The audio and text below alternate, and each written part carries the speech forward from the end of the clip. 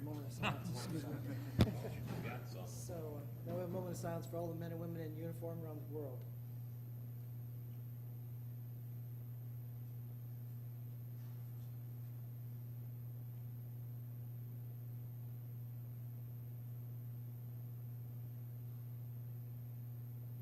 Amen.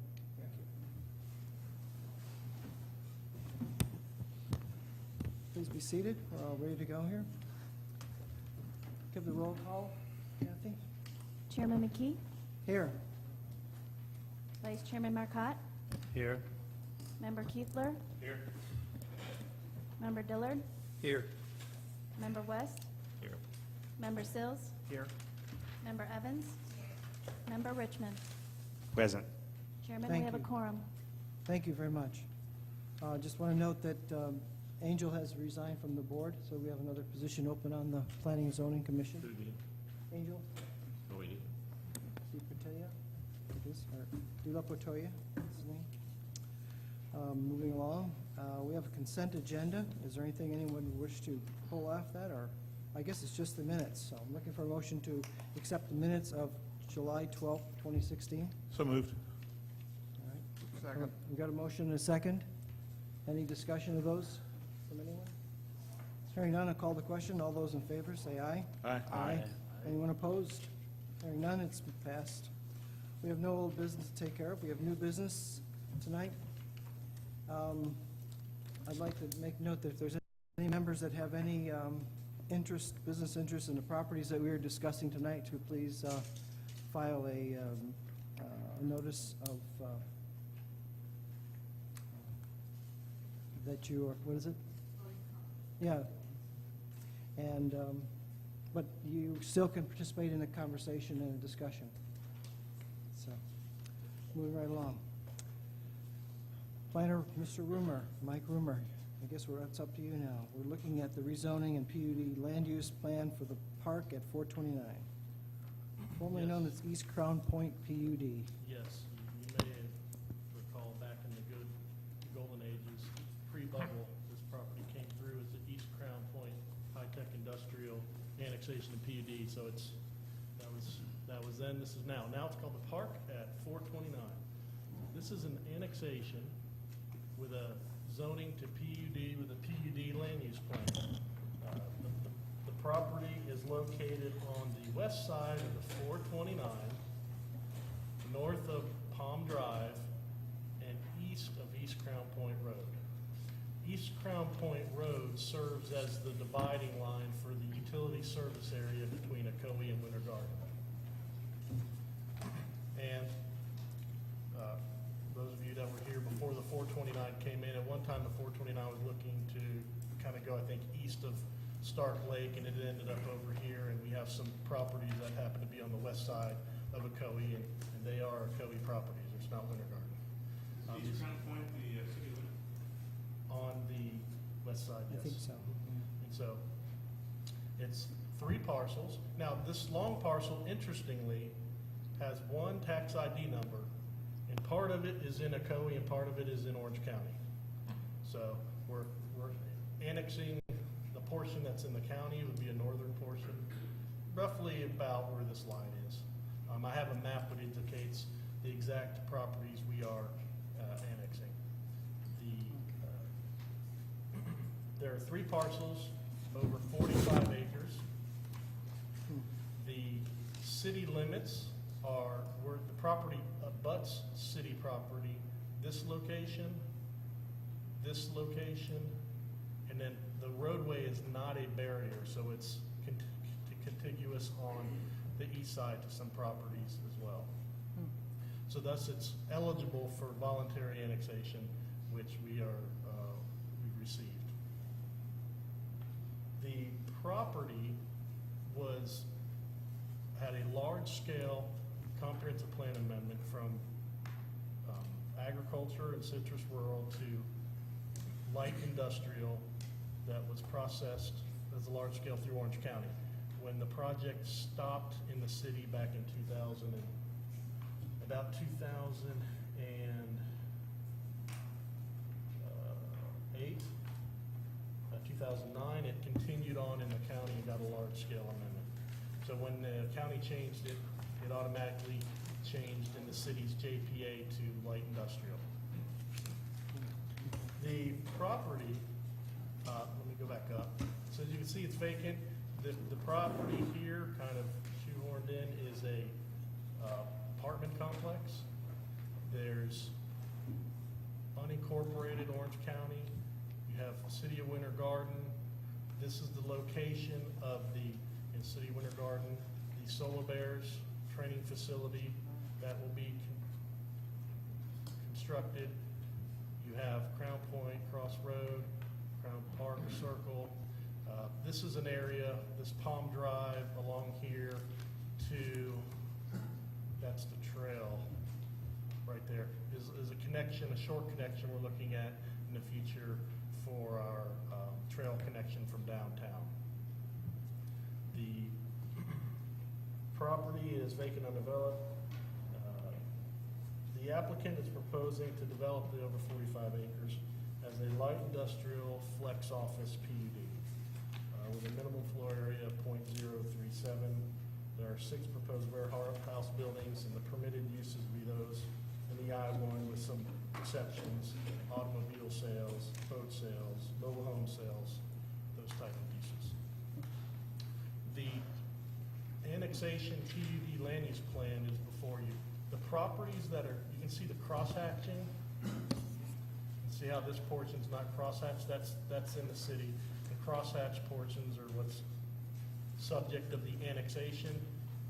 All of it is subject to the PUD rezoning. We did do back in 2009 a small-scale land use amendment on this portion. It changed the land use to light industrial, and then they followed up and went through the county after that for the rest of the property. You can see the buildings on the PUD land use plan. I have some more plans that will show some more detail. It is intended to have access points. So there's kind of 3 things we're looking at. We got the annexation. I told you about the criteria. It's voluntary annexation. And then this is the rezoning the PUD, and the rezoning is done to a PUD plan unit development land use plan. Under a PUD, when you go to the land development code, there's not a category called PUD with specific criteria. We're making the criteria with this project. The site will be accessed off of 2 entrances on Palm Drive and 3 on East Crown Point Road. East Crown Point Road has a speed limit of 35 miles an hour at this time.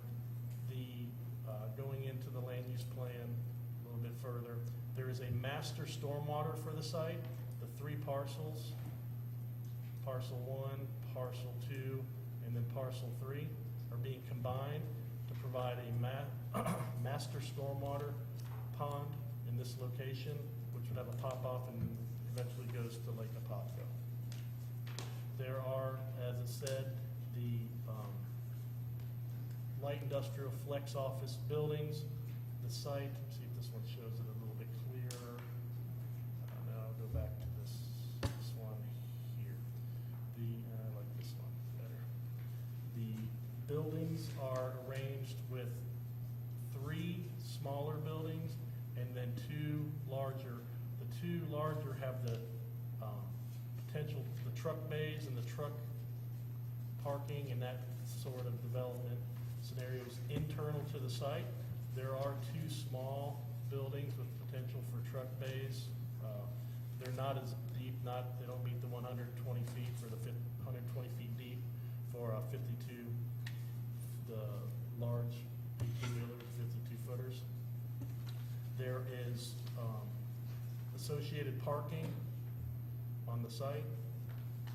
The plan calls for a 50-foot building setback and 25-foot buffer with a wall along the existing apartment complex. And this apartment complex is just 1 story, more like duplex apartments.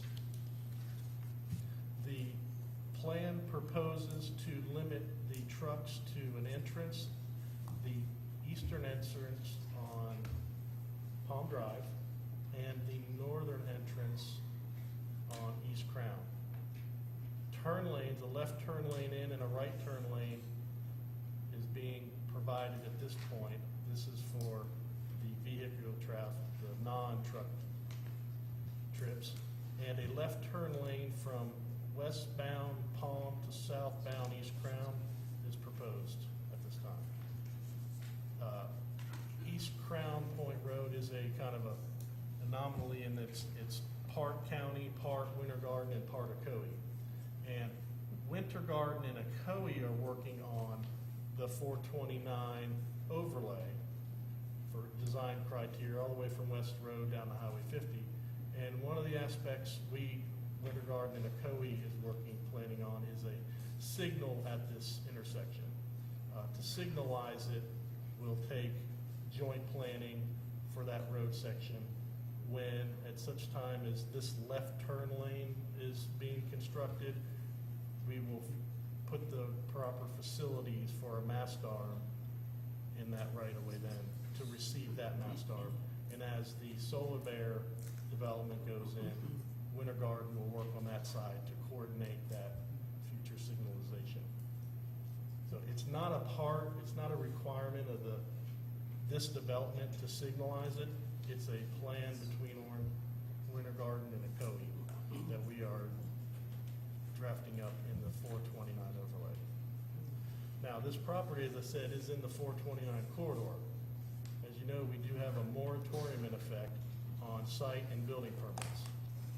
At the time of the drafting of that moratorium, we had two specific projects that we were working with for a submittal.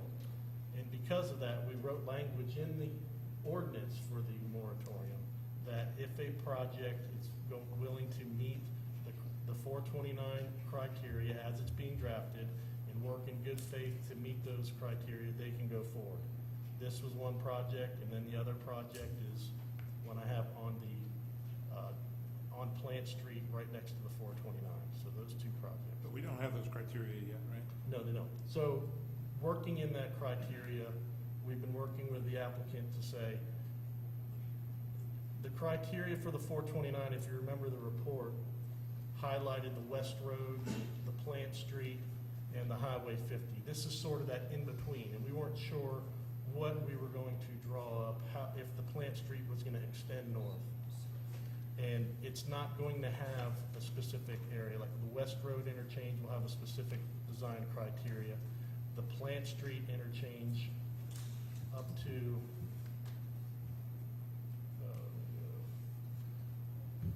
the Plant Street up to this property here, and then on the south side of Plant Street will have a specific design criteria.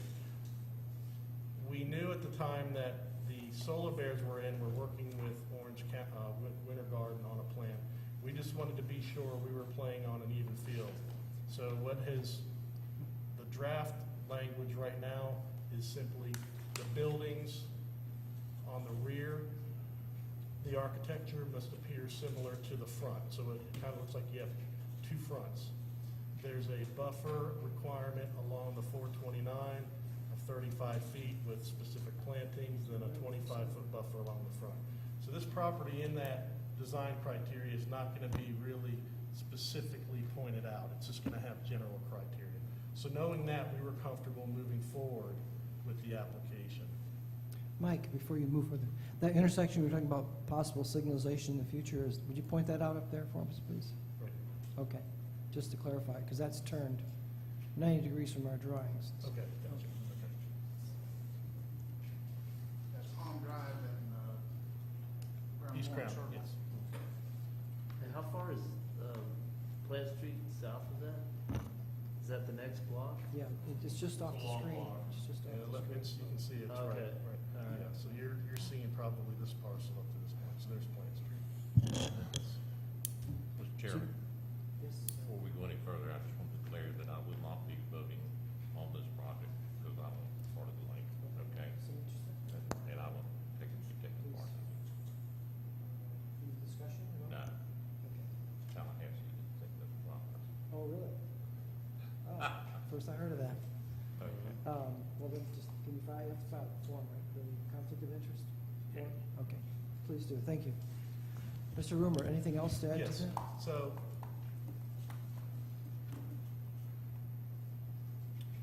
there is, water and sewer are located on Palm Drive. The water is located along the front. The sewer is located back at this point in Palm Drive, actually down here. So the project will have to bring the water and sewer to the property. Going the right way. There is an elevation, so initially, when this project came through back in 2009 for the East Crown Point High Tech Industrial, Winter Garden and Ocoee agreed that this area was special, and we wanted to be sure that we were both looking at it together. The property owner agreed to enter into a pre-annexation agreement at the time that we made Winter Garden a third party to. It had some conditions that outside storages must be screened, bay doors may not face East Crown Point or Palm Drive. Architectural renderings need to be submitted and reviewed.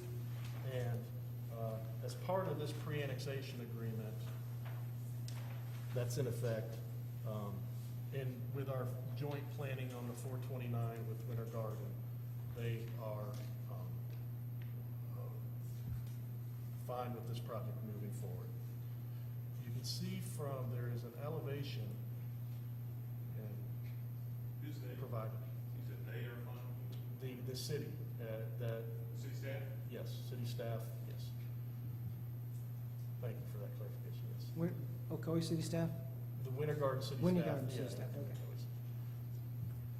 So we had the moratorium, I told you kind of why we're moving forward through the moratorium, through that provision that provided it. And then we have a pre-annexation agreement as well, so kind of two documents, two items regulating this land and moving forward. The elevations of the building are provided to show, so it's not continuous wall, it's broken setback. I believe there's a better one that I have, a paper copy, didn't get scanned, kind of fresher one with trees. It might be in your packet. I'm not sure if this is the one you have or not. I don't remember trees. There I are, don't remember any um, trees. No trees. there are no wetlands on the land. You can see, I put, part of the large-scale amendment, I had a lot of documentation. I went through and updated it. For instance, under the existing zoning, it would have used about 18,000, these properties, gallons per day. The net impact is an increase of 46,000. I didn't put the total there, I apologize. We have the capacity to serve these properties and along the 429. That's a part of the recently approved bond initiative that was passed, where the city is running the 50-inch force main through downtown to the plant. That's to provide the capacity for sewer in the downtown area out to the 429.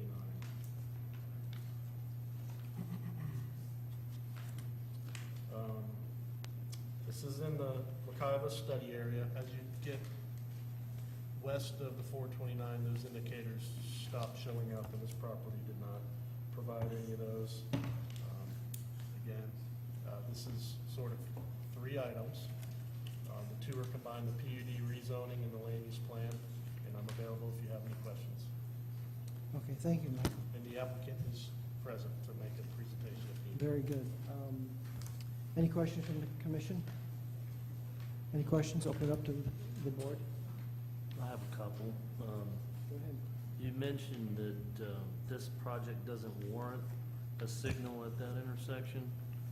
Was there a traffic study performed? Yes, yes. And so there'll be an additional left turn from westbound to northbound, or westbound to south? From westbound to southbound. So Southbound. let me show you on because this is turned. So from Palm Drive, there'll Yeah. be a westbound to southbound turn lane Yeah. here, and then there will be a turn lane at about this point right here. Turn lane a into left turn lane in, yes. Into the complex, and what about a left at that intersection from southbound? There'll No be no a left at the intersection? Yeah, left from southbound in, there'll be a left turn lane, and there'll be a right turn lane, and there'll be a left turn lane here. But no left for southbound at Palm, right? I mean, I'm just picturing a lot of Yeah, vehicles there coming. is, yeah, so on here, so westbound, so him traveling in this direction, there will be a turn lane on Palm to turn south on the east ground. But southbound on Crown Point at that intersection. No, it's on Palm. The physical, the turn lane is on Palm. I know, Drive. but it doesn't warrant one for southbound No, at from that? southbound East Crown onto eastbound Palm Drive. Okay. Yes, no, it doesn't. Okay, The, most likely Palm Drive, you can't get to the 429. No. yeah, I'm not familiar with Palm. I mean, it's an underpass there, right? Yes, Yeah. yeah, it's just a Yeah, small Okay. no local entrance. road, it's, yeah. So you can get to But it's not very the busy. 429 running down south on East Crown and going, then you get right on the. Right. So it's assuming traffic's not gonna go this way and go around and come back through. Right. The other question I had was tree mitigation. I'm not sure what Ocoee's requirements is for that. I don't think there's much. Big in it. plan in there. There's a lot of trees on the north think it's a- end. I don't know what they are I because think I it's a can't read. pine plantation, is that what? It's got cows, it's got, it's extra, it's excess, right away from the 429. So the criteria for trees is anything 8 inches or larger, you have to map out and show the amount of trees being removed. That's really look in further at the site plan process, because now you're looking at grades and all that stuff. But you track the amount of trees you're gonna remove, and there's a replacement requirement. And then you take the site, and there's a requirement for trees just based off the buffer. A buffer has to have so many trees every 30 feet on center. Each parking lot island has to have a tree. So many parking spaces requires a tree. Landscaping around buildings, you have different requirements for trees that are required based on the site plan. You take those areas and then you take the tree mitigation and look at that and see what you can supplement. Then you look at, really at the site plan process, that's really when you have to look at it, because that's where the utility lines. They may show a tree in a landscape, in a parking island, but then when you look at the utility plans, it's got, water, sewer, and reclaim in it. Well, they're not gonna plant a canopy tree with those roots on it. So then you look at the grades, then you look at the buffer. Well, can you take this parking spot away and save that tree? So that's really the time to look at the trees, but there is a process, yes. Most of the time, the only project that I know that met the requirement, had a good amount of trees, is the new Store Quick on 50 next to the 429. It has a lot of trees, and I think they couldn't meet some, so they planted large cypress. You'll see some big, large, beautiful cypress to kind of compensate.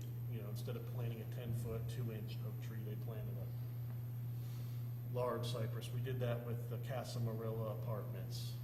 They planted 18-foot at planting magnolias and stuff like that.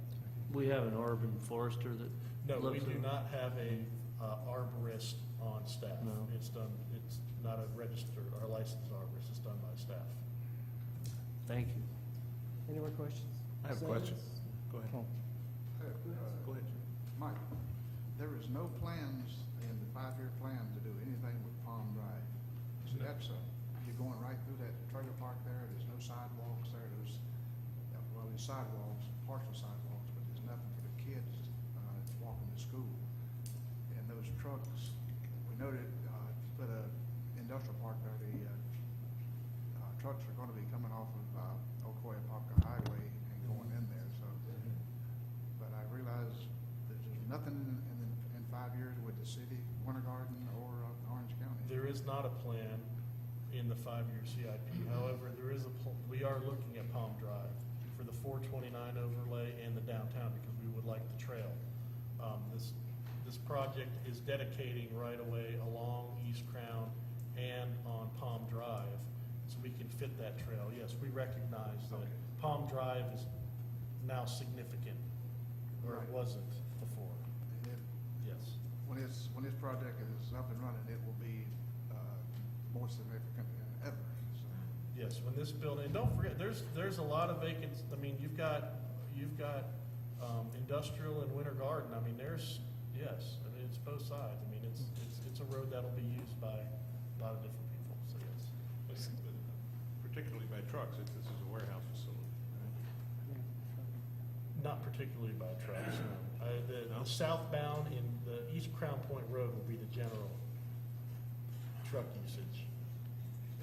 Because they can get off on the 429 and get right here, instead of going back this way, turning, or, coming this way, going that way, turning, coming up. They can get right off right here. Well, judging from what the Cisco trucks do, they don't like to pay the tolls on the 429. They come through town. Yes. And I imagine these will do the same thing. Probably.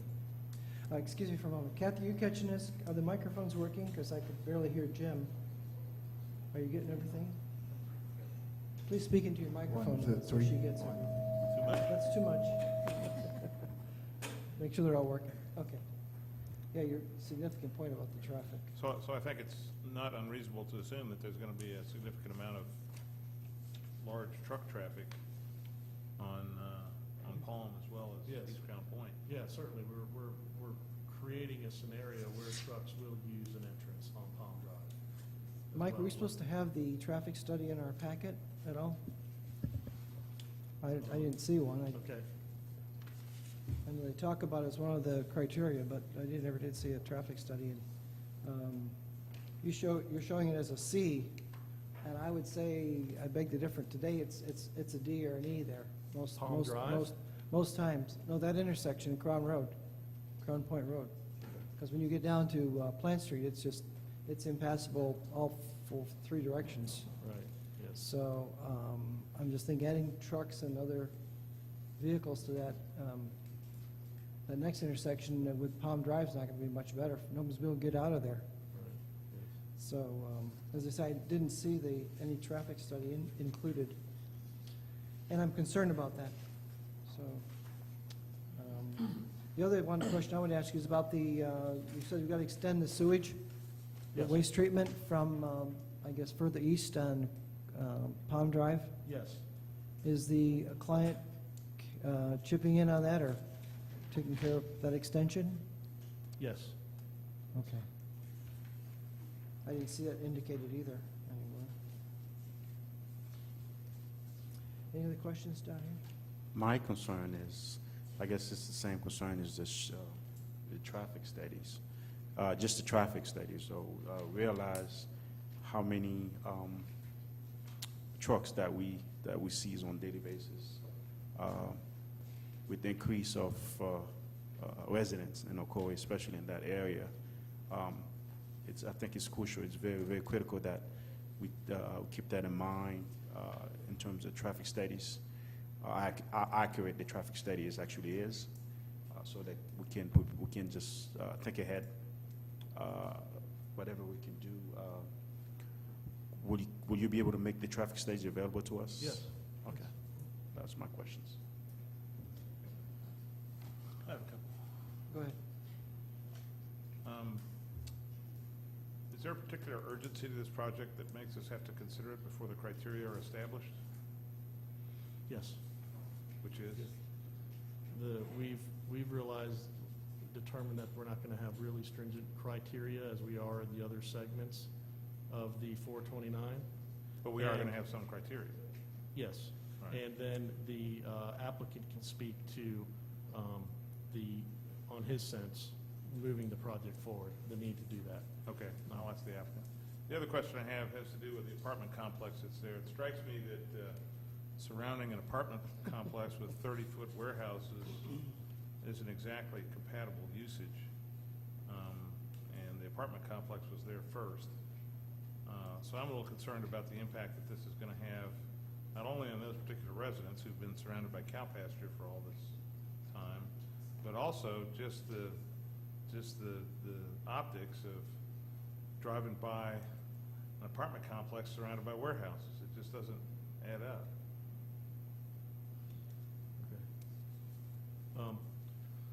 You know, I'd say the apartment complex came in when there was nothing there. I mean, 2 miles between Ocoee and Winter Garden was orange groves, and the apartments came in. Probably got a really good deal on the land. We have, you know, this is not a, Mike came to work one day and I got an industrial building that fell in my lap that needs to go through, so, hey, we have nothing going on, let's go.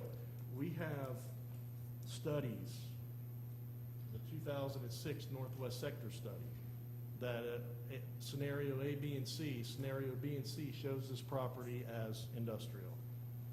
We have the Angelo Tri-Cities study that talked about items like, so we have, in 2006, the Northwest Sector Study among saw a need for industrial in this area. Industrial in the area. It has high density, medium density. The Tri-Cities Partnership saw this as a thriving regional location. We need to leverage on the State Road 429 corridor. These are the industries we can get, specialty manufacturing, creative digital arts, custom video. This type of development captures this type of development captures these uses. We have the 429 master plan. I mean, I'm sure this plan was 100,000. This plan was 100,000. We're over the Angelo, the Tri-Cities. I don't know if all 3 cities put in. This one talks about these are the current condition. These are the targeted sectors. We want to create places of jobs, high earning jobs and job placement. It's along the 429 corridor. The 429 was our back door. Okay, then the 429 came. That was really good, but then what happened? This week they started the final segment of the Wekiva Parkway extension, the 429 to Seminole County. This is now a regional thoroughfare of significance. How do we capture these type of development proposals? Is the location. Where is the appropriate place? It's along the 429. I submit that, yes, we're going to protect. We did not put in I-2 in this industrial there. You're not going to have vibration and smoke and glare and noise. Just the trucks. Okay? You're going to have a Monday through Friday, some shipping, office, a place for those people to work. But again, we're changing. We're looking at a vision for this area, what it can be. They've got it in place on the west side of the road in Winter Garden, on the west side of East Crown Point. We've got it here. We've got it on the east side of the 429, and we've got it in the Ocoee Business Park. We can capture a lot of this stuff. What is the goal right here? Okay? The cities wish to attract higher intensity, higher technology employment users, including target businesses. Well, we've studied, and these studies show the 429 is the corridor. So it's not haphazardly. And we're going to the extremes of coming up with specific language to drive these users here. We want these users to know that in Ocoee and Winter Garden on the 429, it's a location of choice. They're playing on the same level field. This applicant has properties in Winter Garden and this one in Ocoee. He'll come up here and tell you during his presentation, this is Class A. And he'll tell you the difference between Class A and what you're going to find in other places. So this is expensive, high-class, Class A, industrial flex office. We do care about those apartment dwellings. We'll have a wall. We will have buffering. We will make sure that they are protected. That property has run its course. At some point, somebody's going to come in and buy it and put it in a better use. Well, maybe now would be a good time for the Yes, I agree. proponents to buy it, I agree, yes. rather than surrounding these poor people with 30-foot tall buildings. Yes, so we have this project under study with Winter Garden in Ocoee. The road has ownership for Winter Garden in Orange County and Ocoee. I don't think it's prudent to say we're open for business trying to attract these, but we feel that the road on the Ocoee side, their corner, we're not gonna let any development happen. Winter Garden's going forward with development. Orange County can too. So we recognize we need a traffic signal. We're putting in the safety movements. The roads are not at level of failing. They will be once it's built out, but so will Yes, every they other will. road in Florida when it's built out. We're preparing for that. We're planning for that. But we're providing alternative use. We're providing trails. We're trying to get people to use their car less. Yes, people will drive to this place for employment, but hopefully they bike and walk. Mike, will all the significant areas have turning lanes left and right? I mean, that, you can do a lot of traffic There control will with be that. a good number once all the development on the road comes in, on Winter Garden side, Ocoee side, and Orange County side. 'Cause that- So how does the timing of that work? For example, we have the arbors they're already leasing out up there, and we have the charter school, and both of those in their traffic study depended on enhancing the intersection at Fuller's Cross and Ocoee Poplar Road. Yes. And I don't see that happening. Yes, it will. But what It will. will? Yes. So who's responsible for it in general, when Right. these things come up like that? Who's responsible for it, and when is it supposed to happen? Okay. When it's supposed to happen is up to the city commission. It's, hopefully it'll be in a 5-year CIP soon. We have partial funding. A big traffic generator for that intersection that created the need in the development that paid $250,000 already, even though they don't have a final site plan, is the Eagle Creek property. That's still, we're reviewing a final site plan right now, but I don't expect it to break ground because they're trying to sell the property. Chevron's getting out of that. Chevron owns it, they got it entitled, they Trying to got a sell it. final engineering plan, and then typically they break ground with their last week trying to sell the property. They're the big generator for that intersection. They had the biggest requirement. But we do have a good proportionate share from Eagle Creek, the apartments, and another one going towards it. So how does that translate now down to this? You know, you're saying, well, eventually we'll have all Yes. these turn lanes, so Yes. timing is kind of important. Yes, it is. Yes, and we know, and so we're looking at getting that project in place. It takes more than just the money. Look, we do own the northeast and northwest side. You need the southeast side. Well, that comes in when Eagle Creek develops. Okay, but I'm trying to go Right. down now to Yes. translate to this project Right. now. So you Yeah. know, you This- mentioned that all these turn lanes are gonna go in, but I think the concern is, will they go in time to deal with the traffic that's gonna build up? Right, yes. They will go in, but in time, I'm not gonna promise that. Mike, along with that discussion, in the staff recommendations, it talks about resolution of outstanding staff comments. Is there a list of those outstanding comments? I didn't see one in our packet. Yeah. If you can review those, it'd be good. The outstanding staff comments were addressed in this. They got it in time. That is showing that is showing on this document. Oops, you went too far. Yeah. Oh, I'm going on. Wrong job. Okay, yeah. It's showing the truck entrance, the turn lanes. Those were the outstanding planning comments. So it's Showing already the been dedicated incorporated? right-of-way. What's that? Yes, they have been incorporated. So you can take that off. I don't see the lanes there in this drawing. Proposed left It's hard turn to lane, lane decel, you can see the I mean, I arrow. bet our drawing is kind of small. but- Okay. Well, it's got a note on the sheet. I don't know what sheet this is. So basically, just Oh, to here's close, one on sheet. just to close out the answer on the apartments, to heck with those people, they're just in the way. I disagree. But, Yeah, I see that. I Seems like what you're disagree. saying. No, I didn't. I said we're providing a 25-foot buffer, Truck exit here. the landscape buffer, and a wall, which I is guess those are the appropriate comments. from light industrial, Truck office, or exit. commercial, adjacent to medium, high-density residential. How high is that wall Usually gonna they be? list them 6 there. foot. Yeah. To screen a 30-foot building? That's what any type of buffer wall is. It's a wall or a berm at 6 feet. How far is it from the building, Mike, to the property line? Do you- Do you know? How far is, The back of that, back of those buildings 50 feet. typically, I think that's in our code, right?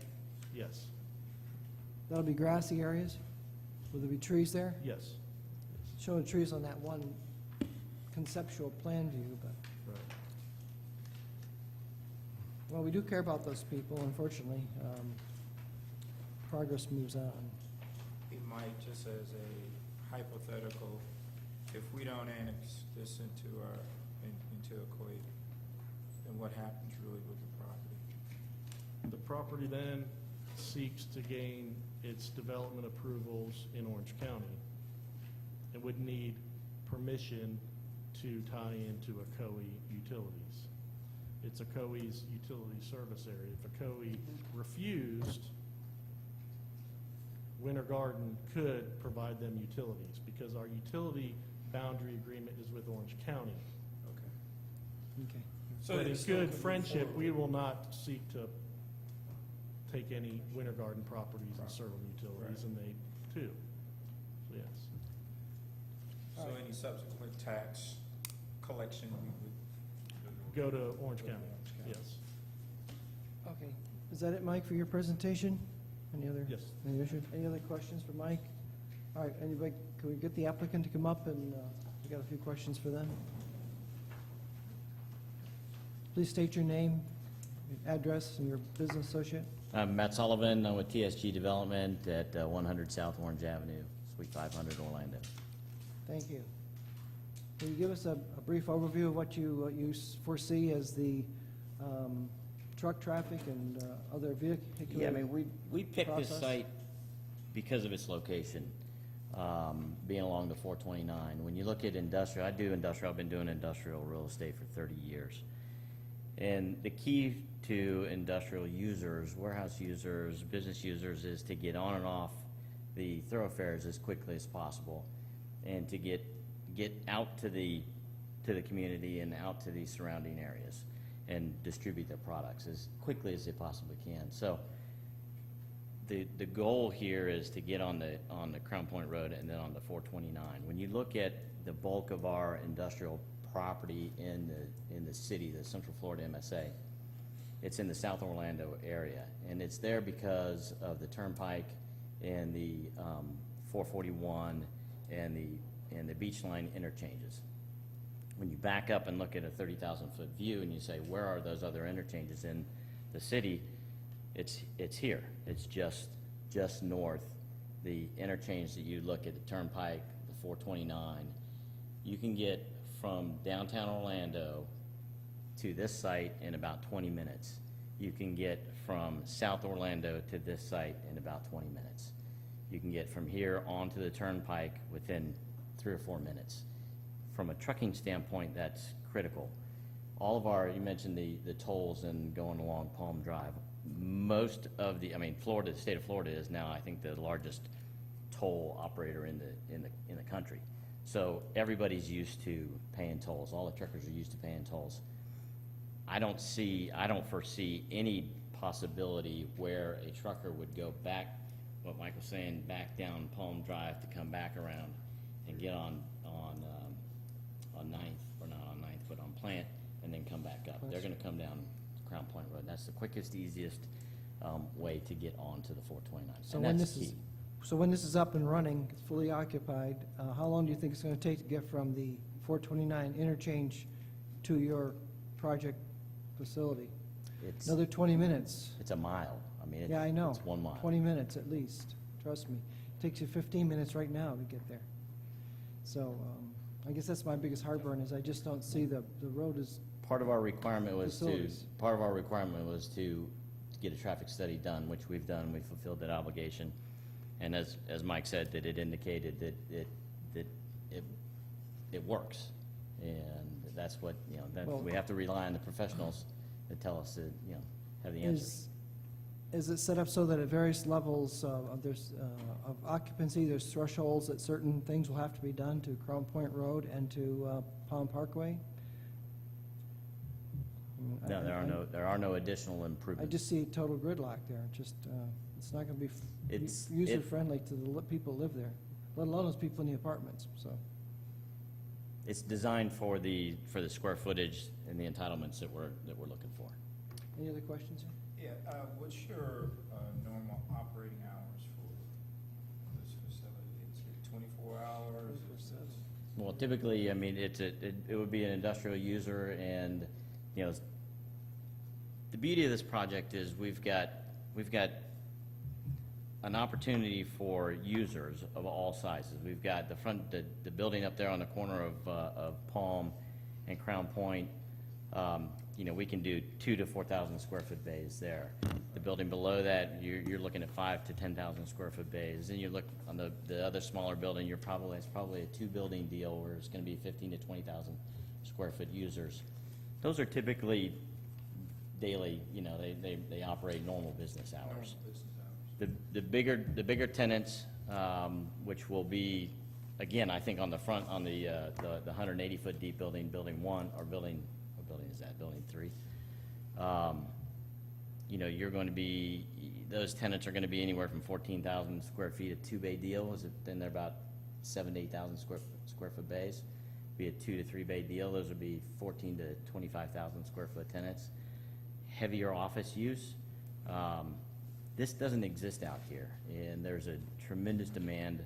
When you look at the studies, there's a 4.4% vacancy rate in the Northwest Orange County market. This is in the Northwest Orange County market. There's a huge demand, and we're excited about the project. This is a project that it's a Class A industrial project. It's going to have all the bells and whistles that the new users, that the users are looking for, the e-commerce users are looking for, the businesses. This dumps right into Disney. There's a ton of users that are tourist commercial type users that need to be located out here. 33rd Street Industrial Park has typically been the place of choice for those users. Those buildings were built in the 80s. They're highly inefficient. The truck courts are very small. The ceiling heights are low. So I believe that you're going to see a big influx of those types of users, and quite frankly, the owners of those businesses live out in this area. You're referring to 33rd W over there on Popka Vineland, or Vineland Road? Yes, yes. Okay, that's in Orlando. I'm not clear. Miss Evans. What is the time? So would it be open 24/7, or is it 9 to 5, 8 to 5? Well, most of the users, I believe, are going to be in the daytime operations. I don't know that, I mean, that's when most industrial users operate. There are some users that operate, they operate early in the morning, and DHL, for example, is a tenant of ours. They start very early and they end at 3 o'clock in the afternoon. Most of them typically, because they're running trucks, they're typically loading in the morning and shipping out during the day, and they're back in the afternoon. Do you mean loading in the morning, like 3 o'clock in the morning, right?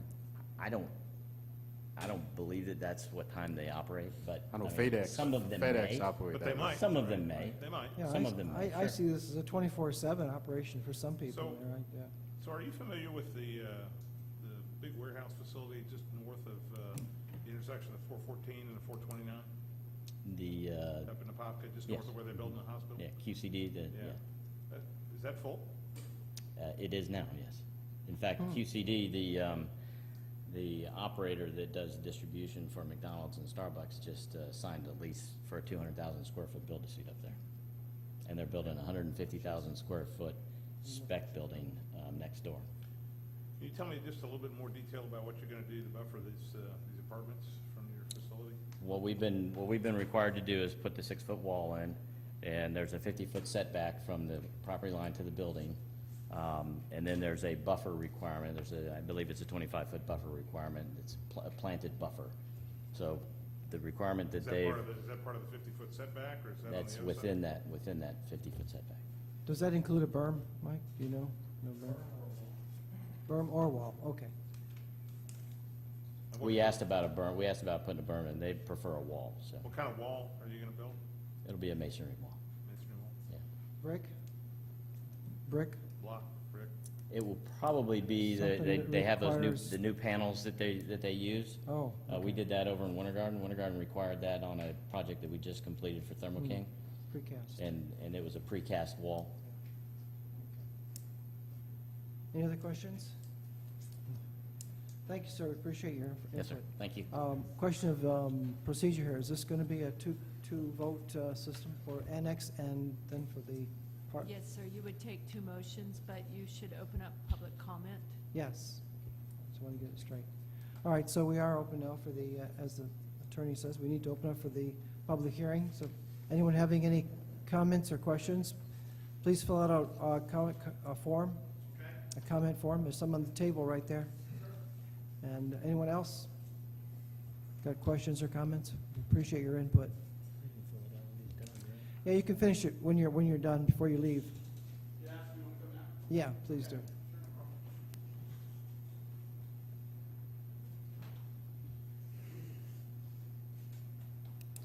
Give us your name and address and your, My name is Chris Martinez. I am the president of Chapin Station HOA, which is just north of this new development. yes, 1838 Lindsay Lou Street, Winter Garden, Florida.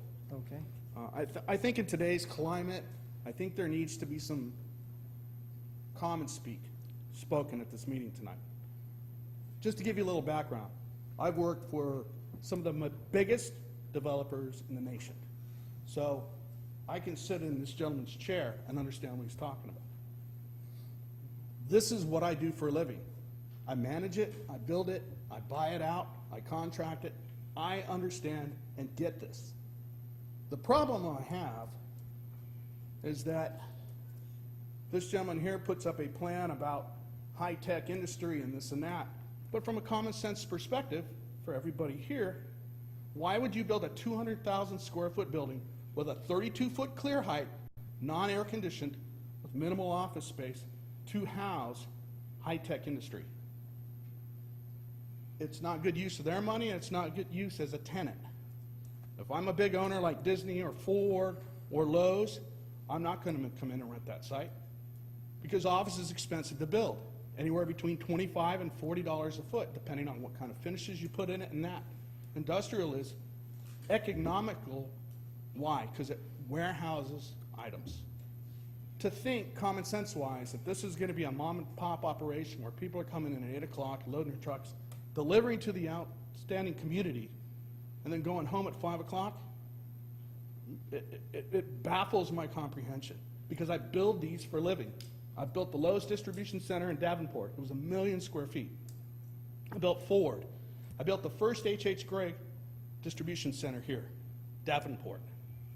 So I know firsthand what these types of developments are capable of.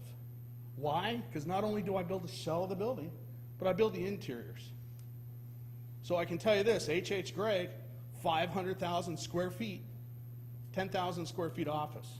How many people do you think 10,000 square feet office holds? Not very many. So the sewer isn't a huge impact. The car traffic is not a huge impact. But now they fence it because H.H. Gregg, next door to Best Buy, is getting ripped off. And they have trucks coming in all hours of the night delivering product, outgoing product. So if anybody in here is going to tell me that has almost 30 years in this business that this isn't going to impact my community, my family, and the surrounding area by lack of traffic, this little signal at Palm, great idea. And I'm pro-development. But I'm going to tell you this, Palm Drive isn't the issue. Plant Street and East Crown is the issue. For anybody in here to tell me that trucks are not going to turn eastbound and go down Palm underneath the 429 to get out, they're incorrect. Why? Because I've lived in that subdivision 12 years. I've been almost killed at that Palm intersection by school buses that aren't 53 feet long, trying to turn right to go eastbound on Palm so they can stop at that apartment complex where kids get off the bus. So now you're going to put a school bus there where they're going to drop kids off for their low-income housing. Okay? They're not in homes that I live in. They can't afford to move.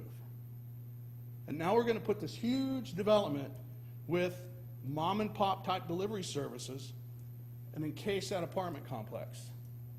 Not only is Palm not wide enough, you'd have to double the size of Palm.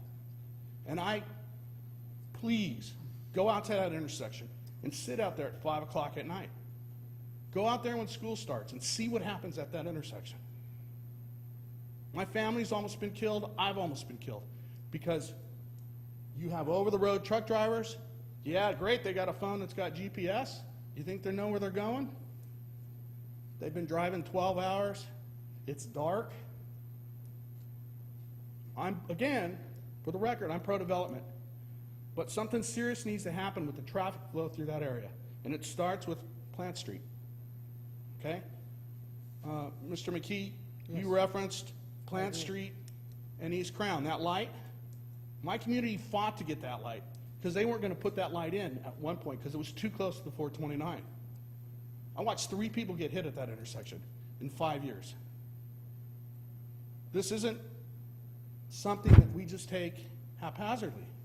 It takes me 15 minutes to get off the 429, turn left onto Plant Street to go west, and then right to East Crown. I agree. Now you're going to add, I think this development has 89 truck spaces. That doesn't count the loading docks. And if anybody thinks that they can't lease this to a FedEx or a UPS that operates 24/7, City of Winter Garden put a moratorium in for C&W trucking. So they have to use West Crown to plant to get on the 429. Do you know that C&W doesn't honor that agreement? No. So now they include do. their 100 trucks, right? And they're just 5 to 5. All those dump trucks, they come through there. Now you're going to add 750,000 square feet of development, and we don't know when we're going to improve the roads. The roads need to come in first. If you guys are going to develop this property, I have a lot of developer friends of mine that are looking at that property. My company has actually bid the Solar Bears Arena. So anybody that says I don't want development in my community is wrong. But it needs to be done responsibly. One of my developer friends said, oh, well, Solar Bears are going to pay for all that improvement. Maybe on the Winter Garden side. But you don't put 750,000 square feet of industrial space with the idea this is high-tech companies with a 32-foot clear height and expect them not to run 24/7, not to run 53-foot trailers with out-of-state drivers that don't know where they're going. We had this problem with Image, which is right on the other side of my community. When they were heavy operating, we had semi-trucks parking on our residential streets, idling. That's why we were so opposed to rush trucking, which is where the Solar Breezes is now. Because, we only operate from 8 a.m. to 7 p.m., but we do work on trucks. Well, what are you going to do with those vehicles when they need service? Because they were a maintenance facility. So Joe Smith buys a maintenance contract. He's in town. He needs to have his truck worked on. I had the guy who rushed truck. He told me, I said, what are you going to do in the wintertime when it's nice? Are you going to run air conditioning? No, we're going to open the doors. At midnight? I don't know about you guys and have heard an impact wrench, but I can hear the rental yard telephone that's outside from my house. It's a quarter mile away. It's flat through there. Sound travels. So I'm all for it. It presents opportunities for my company. Okay, but don't get me wrong. It needs to be done responsibly. And I implore you guys. You guys are all smart people on this board. And I know I'm City of Winter Garden. I don't pay taxes in your community. But I implore you guys as human beings to use common sense. The road isn't 35, it's 45. And 45 starts 100 feet south of Crown Point. All right, we'll appreciate your comments. Please give us the form, and also to encourage you to come to the commission. We're just a recommendation body here, and we'll send it on to the commission, and I'm sure they'd be glad to hear See, your the problem comments. as a Winter Garden resident, we don't get the notices. So It'll that- be in the West Orange Times, I think. And we're gonna be the biggest affected. Because I tell you what, these trucks that are coming in at 2 o'clock in the morning are gonna be in my neighborhood. We are neighbors, so we appreciate your input. Thank you. Thank Appreciate you. your time. Anyone else? Please submit a form. Come forward. Hearing none, I'll close the public hearing and move it back to the board for any more comments I have a couple comments. or questions, if you have anything. Okay, sir. With regard to the comment about the trucks are not going to go, they're going to go, not going to use Palm, is it Street? Palm Street, I guess. Mike, are we got any restrictions on that? Are we going to be putting any kind of like tonnage limitations or whatever? Because we do have streets with those on it in Ocoee, so, Right now, and as I said, we're designating an entrance on Palm Dry as a truck only. Right, so the notion that the trucks aren't gonna drive through town, I think is fallacious, right turn because, only. because you can, all you gotta do is go down here and watch the Cisco trucks. They don't wanna go up the 429 and pay the toll to get off. They get off, get onto 50, take a left turn on to McGuire, which becomes Ocoee Papka, drive all the way up there, clog up the traffic all the way up to the Cisco plant, where there isn't a left-hand turn lane, and then block the traffic so they can turn left. And that's exactly what's gonna happen here. So I think it's naive to think that these trucks aren't gonna be driving down every single route that they can find, particularly with respect to that intersection there at Plant Street and East Crown Point. I go through that intersection quite frequently. It's always a difficult one to get through. So I think, in my opinion, I don't have an issue with the annexation, but I think the PUD plan needs work, both in terms of the traffic and in terms of the plan for these apartments. We can't just say, well, you know, progress is progress and something will happen to them, they'll run its course or whatever. I just think that's extremely short-sighted, and I think I can just see the optics are ripe for a Channel 9 to come in and say, hey, you know, look what the city of Ocoee did to these people, these poor people that live here and can't move. I just think it's not a good idea. So that's my opinion. Anyone else? Comments, questions? Otherwise, I believe we're going to have two motions, one for the annexation and one for the zoning. So with that, not hearing any other issues to discuss, I'll be looking for a motion for the annexation first, I believe. Okay, Mr. Chairman, Yes, sir. I'll move that the Ocoee Planning and Zoning Agency working as the official planning for the city of Ocoee.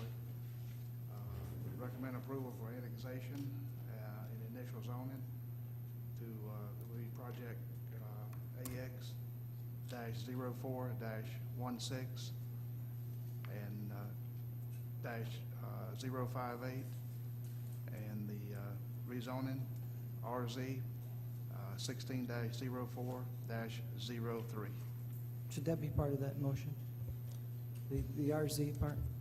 We'll start with the motion to approve the that the P and Z Okay. approve the annexation, and then we'll move to the motion Yeah. to approve the rezoning. And Mr. Sills can be the Okay. maker of both motions. We're just going to bifurcate them for purposes of your So- vote. So it'll be one vote for the two, So No, which we- motion is on the table, Jim? yeah, So right now, you're looking at a motion to approve the annexation. annexation, okay. Yes, All right. All right. Did a member offer that? Member Sills. Member Sills Yeah. offered? Right. We're looking There for- was more to his amendment than what, It was a The motion annexation. to For approval. approve both We had the RZ annexation number and the included. rezoning. Is that okay to leave that in there? Yes. Okay. Is there anything else, Jim, on your motion? Is that it? Pardon? Was that the end of your motion? Anything else Yes. to add there? Mhm. Okay. All right. I hear a second. I'll second for annexation. All right, we got a second for annexation. We have a motion and a second. Is there any comments, questions? Moving for the question. All those in favor, say aye. Aye. Anyone opposed? Hearing none, we're voting for recommending the annexation to the commission. All right, second part of that, we need a motion to set the initial zoning of this property, which is RZ 16-04-03. Do I hear a motion for that? Mr. Chairman, Yes, sir. I'll move that the Ocoee Planning Agency, acting as the official board for the city of Ocoee, recommend the city commission the PUD land use plan, and that would be that's the RZ -16-04-03. Okay, we have a motion to set the zoning of that RZ. I'll second Parcel. that for discussion, and I might want to amend the motion, but All right, we have a second for that motion. Okay, we'll open up for discussion.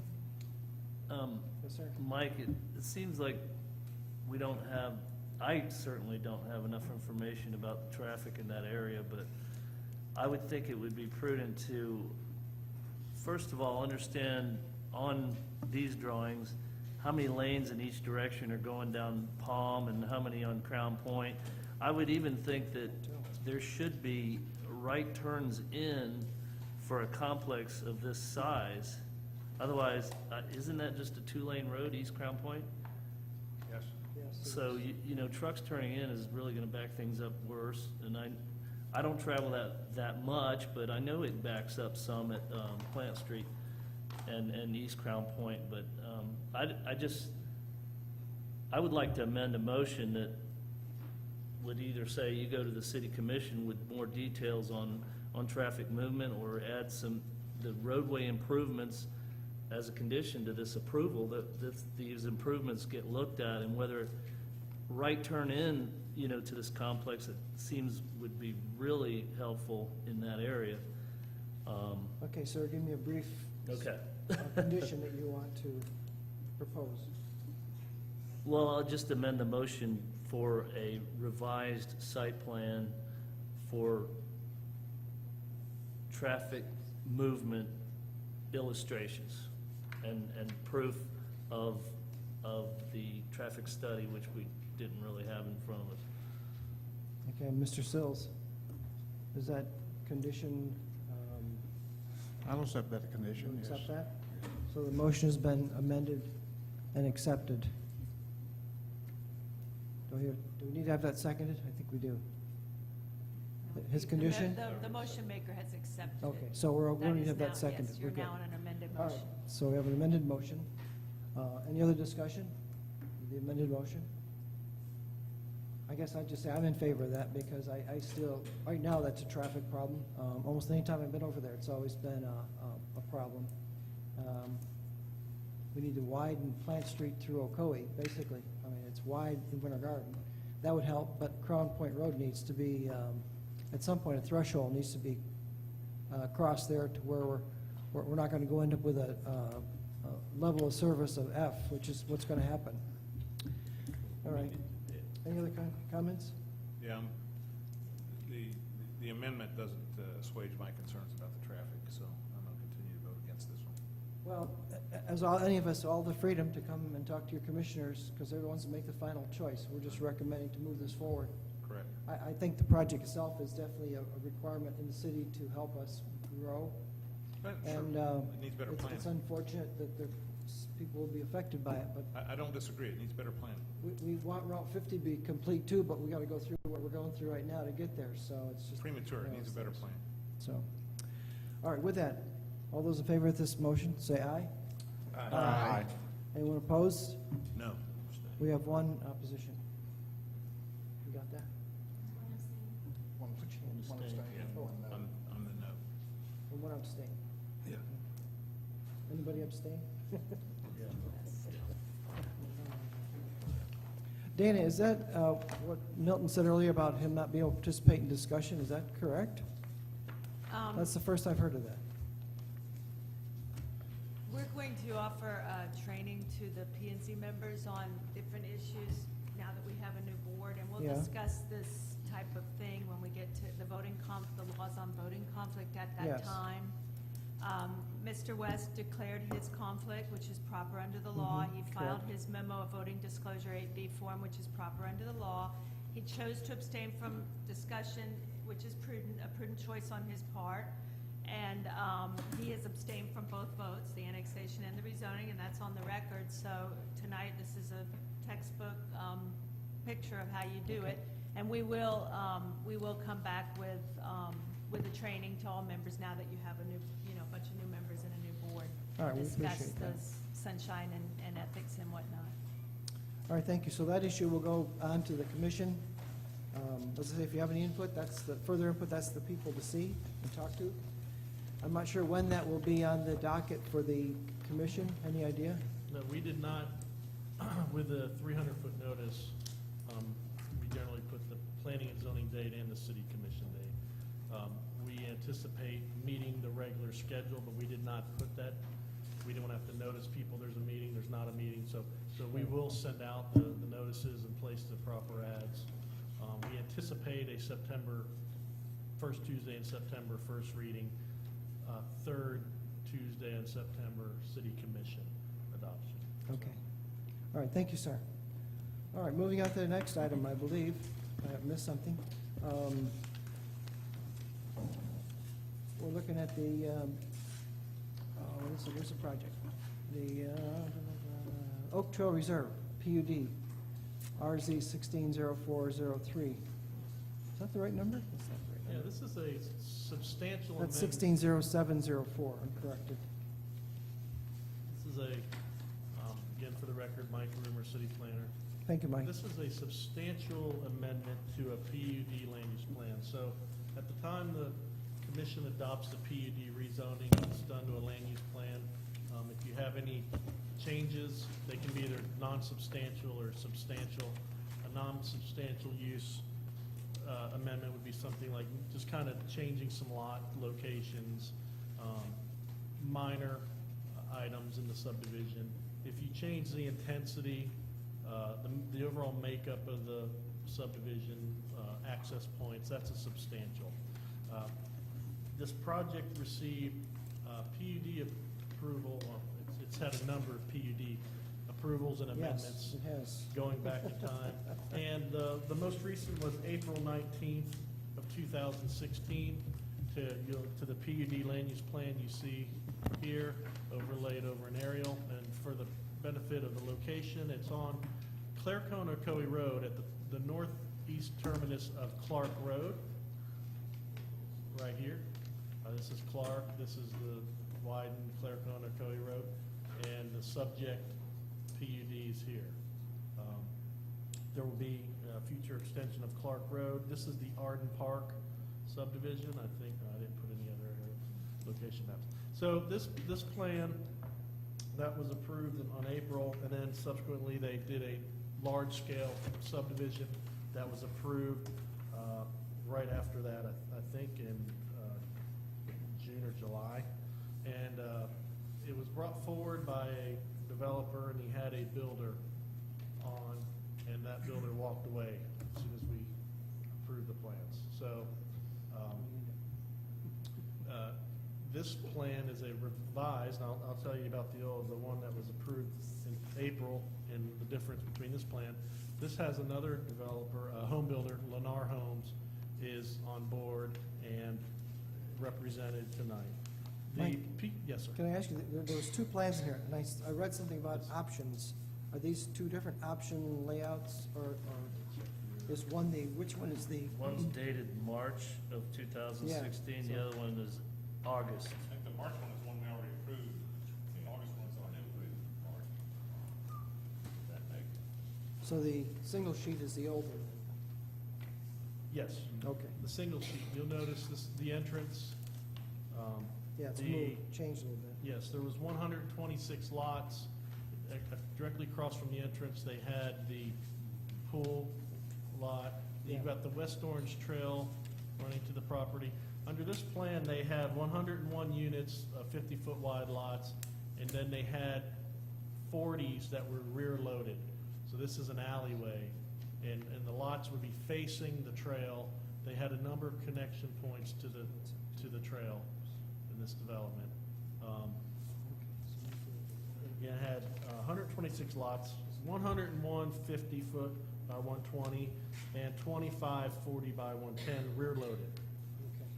The project provided 11.19 acres of open space and was proposed to be developed in 2 phases. The new PUD, I don't have it overlaid on an aerial for you, but this is the new PUD. It kind of looks, that was the previous, keeps the same road That's network. not quite complete.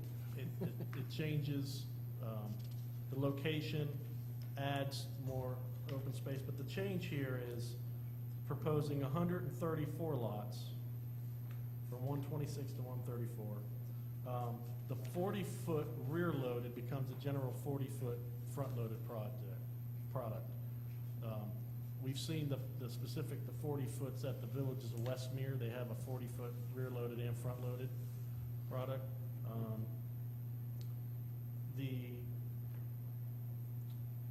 There are 35 lots that are 50 by 120. There's actually 37. There's two more lots shown. I'll show you on another one. And the open space is increased from 11.19 to 12.22, another acre of open space. How'd they do that? Amenities being provided. As I said, this is a substantial amendment because the public hearing process and the PUD had rear-loaded product. It's changing that type of product. So I determined, made a determination, the Development Review Committee agreed that we should bring this back through the public hearing process as a substantial amendment to the PD and not approve it administratively as staff. Attached is a product, the product Lennar is looking at. There's, you'll see the product has setback garages, it has, it's two-story, none of them are those snout house type homes. This would be the closest. We wanted, some front porches. We don't want to see just a lot of garage doors staring you in the face, think it's just as a on the- prominent feature on the home. It's on the second sheet. The graphic here kind of tells, there's a story to this subdivision. Not every property is the same. This property is different than the one that we saw on Silver Star, which Yes. that home builder walked again for the second time, so that home builder's not allowed in City Hall. But anyway, yes. Yes, yes. You're kidding. This is not a project like McCormick Reserve or Bryn Mawr on McCormick Road, just a square piece of property. This property has a lot of features to it. It's a property like Arden Park. It has a story. It's not just if you look at Ocoee Pines, this flat piece of property, it has some golf course frontage, but this property has elevation changes. It's got the benefit of the trail running right alongside it. In the earliest form, when this PUD, the property line went, if you can see my cursor, the property line went like this. Yeah. Okay, when they got the PUD approved, first thing they did was dedicated this land to the city for a park trailhead. They dedicated right-of-way for the extension of Clark Road, which they're responsible to build the first 2 lanes all the way to the property line. If this intersection was built to its 4-lane, it would have been responsible to build the 4 lanes a distance to about here. But this is still a 2-lane section, so they've got 2 lanes, and Arden Park has 2 lanes they've got to build.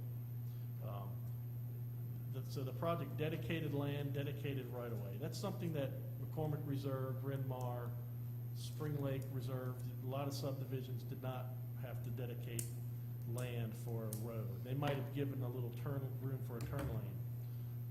Ingram Estates is another one I'm thinking that's kind of recent to some of these board members. So this property has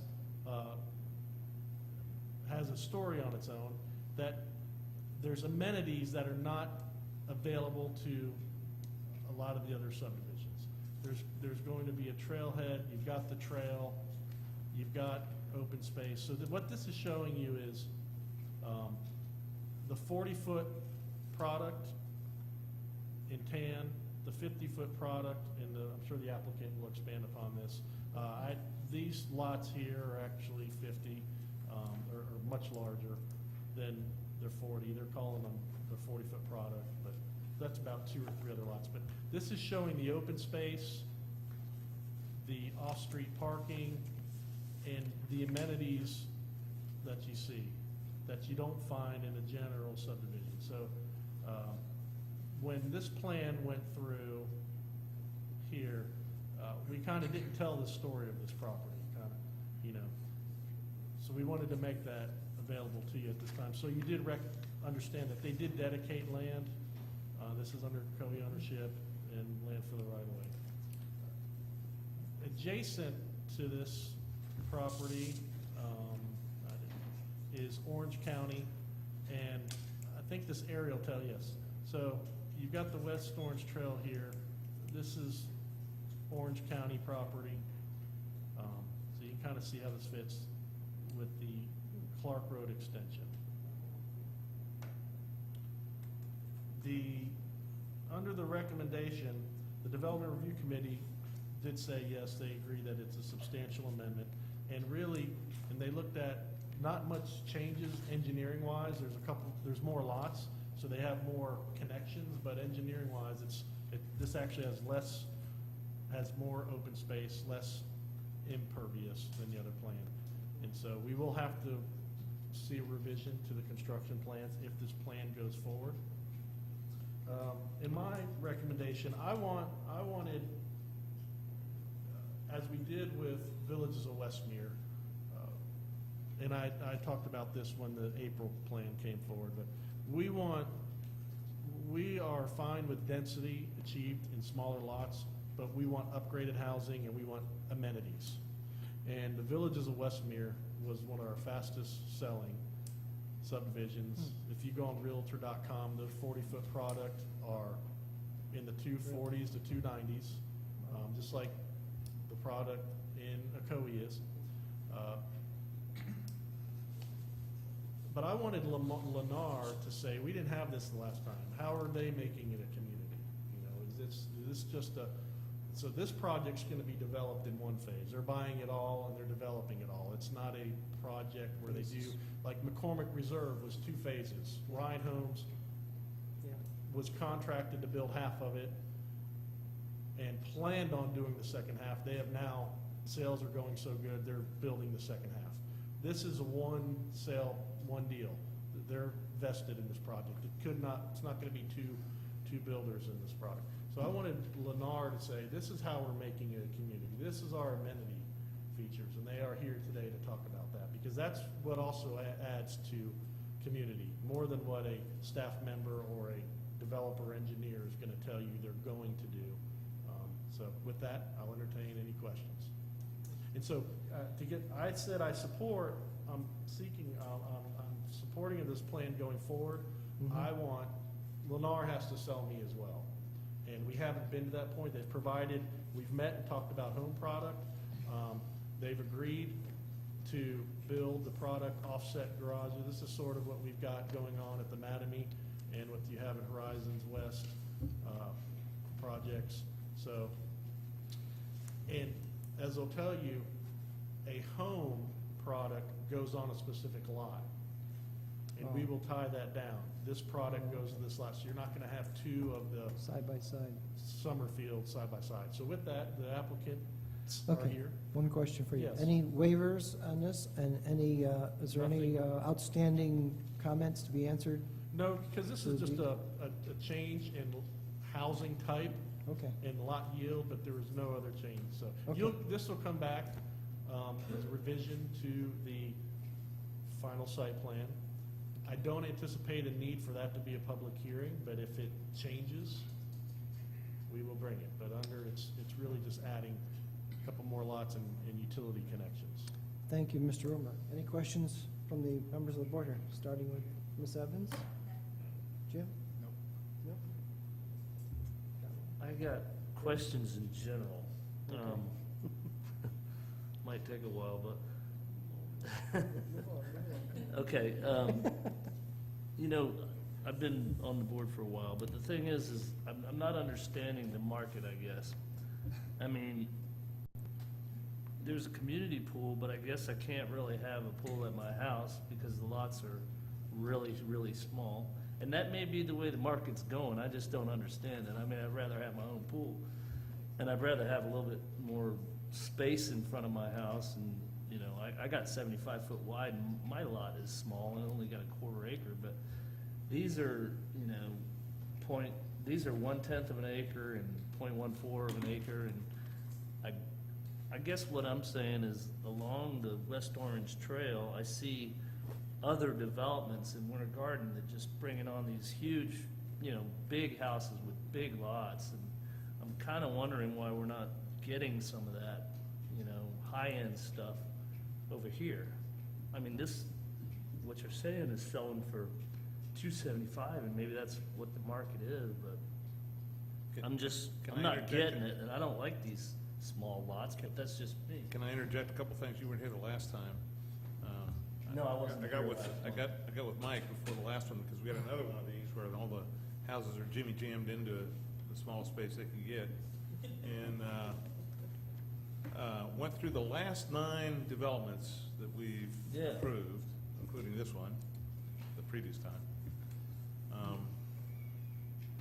Over 70% of the lots that we approved in those 9 developments are 50-foot or less. And this one here is going in the wrong direction. It was 80% 50-foot lots. Now it's 25% 50-foot lots, and the rest are 40-foot lots. So, so I did a little research in between last time and this time to find out what that market is. Interesting, let's hear it. There's 2 circumstances under which these things are appealing. One is when it's a tight market, which we have right now, where people are just looking for something to buy, and there's a shortage of stuff to get. So that drives a lot of it. The second segment is dinks. You know what dinks are? Yeah. Dual income, no kids. Okay? And so those, these places are attractive to them. Versus an apartment. Yeah, versus an apartment or a townhouse. And so what I see here is a temporary window where this kind of development is sellable.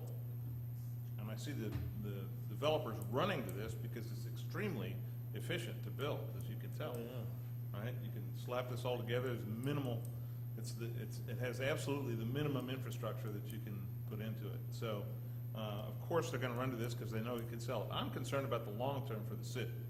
When you have an increment of years of housing that's almost all this stuff, and down the road, you don't have a tight market anymore, and those dinks have kids and wanna move somewhere else, what are we gonna end up with in these virtual trailer parks?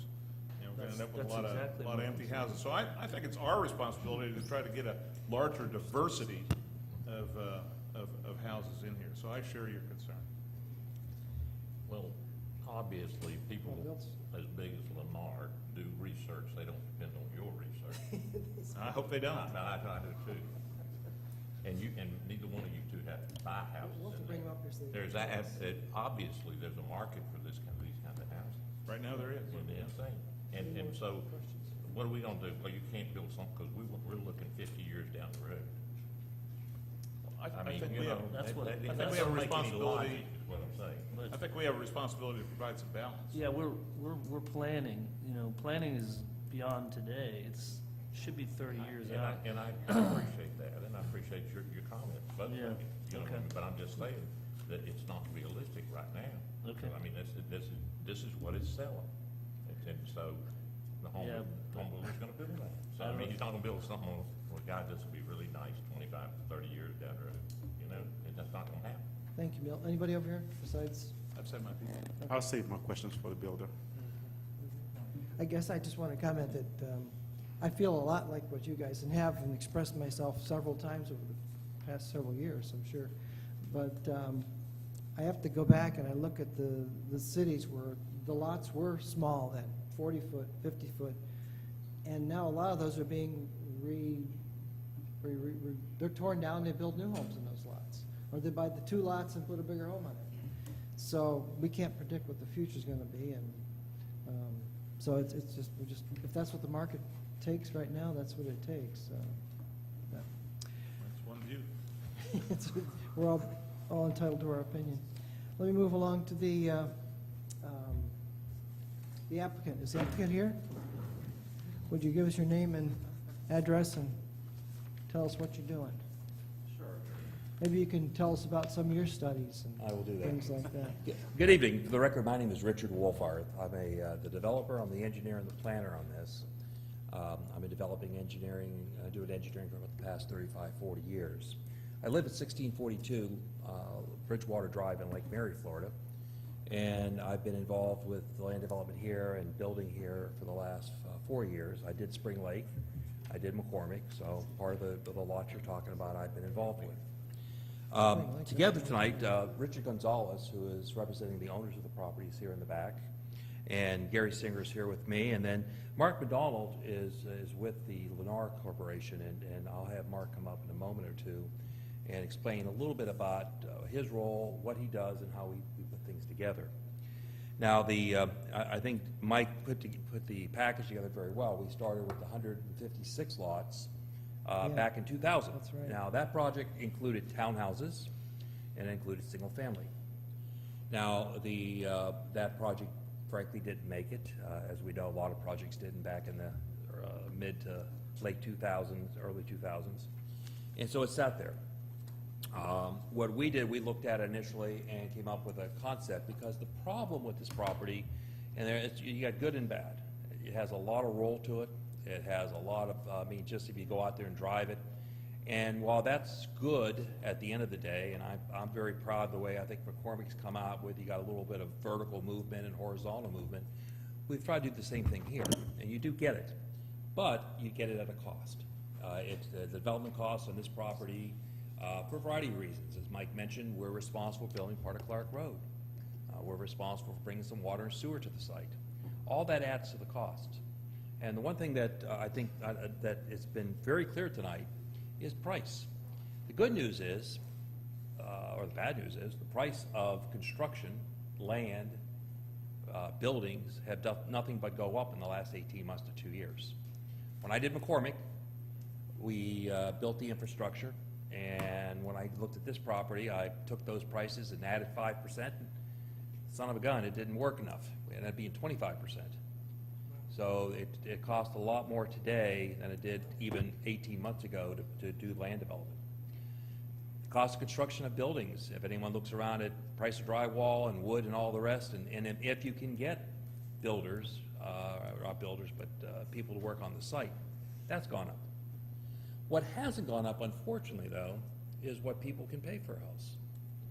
The $230,000 number that Mike mentioned, $240,000, you'll see in a moment, this is the price point at the bottom where we are, going up to just short of $300,000. Now, what's very important, though, and one of the comments I did hear about was tiki-taki and mobile homes. These houses are not. These houses are starting at around 1,600 square feet, and that's one model.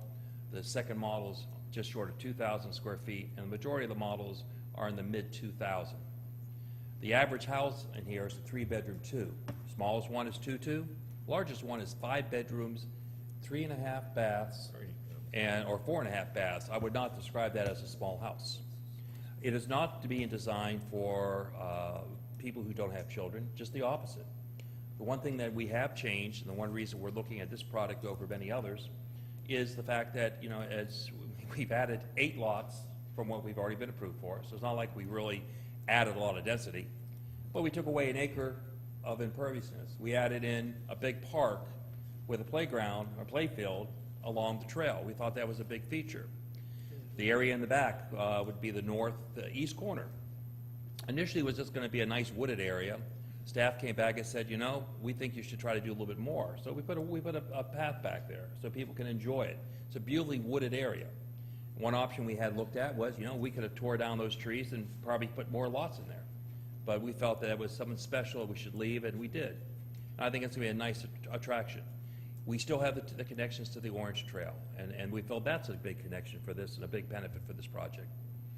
The project is fully surrounded. We have along the Clark Road right-of-way, we are using a panel wall system with an entryway. We have along the trail, instead of putting up a fencing or a piece of plastic fence that's used many, many times, we're using wrought iron or aluminum railing and columns. So it'll have a nice look as you come down the trail for the housing. In the back, instead of where we didn't have to put fencing, we have put some black chain link fence, but that's in the area around the back, away from everybody, because we wanted to make sure the place was fully secured. So we're not simply trying to come in here and jamming houses in and all the rest. It is a community, and that's the real big difference that we're seeing today. If you go up, in just north of McCormick, outside of the city, Popka Woods was built, or it has been built. To the west of McCormick, and those are the 75-foot lots you're talking about. They have absolutely no amenities whatsoever.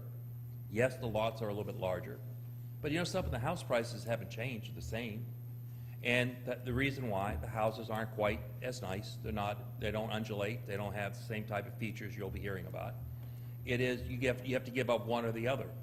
And what we're finding with the buyer, and this is from the research that's been done by my firm, also I think Mark can talk to it about in a moment, is the buyers out there today are not looking for large lots. They're looking for amenities. They're looking for less maintenance. And that's what we're reacting to. And we think that this product will meet that. And I think when you hear Mark talk about the product, the amenities we're proposing here, I think you'll be very, very proud of this. And we do believe when we're done and we look back 5 or 10 or 15 years from now, this is not the kind of community you're going to see people coming in and tearing down 2 and building 1. I grew up in one of those houses. I grew up in the 60s in South Florida. And I will tell you right now, the only solution to those houses, which were 1,000 or 1,200 square feet, most of them were 3-bedroom, 1 bath, and that was with me, my 2 brothers and my sister growing up with my mother and father. Those are the areas that you see today that are now being modified and are being changed. The housing we're talking about here is a far cry from that. These houses, I think, when you look at them, when you get a chance to see them when we're done building them, I think you'll be very proud of them, that they're here in the city.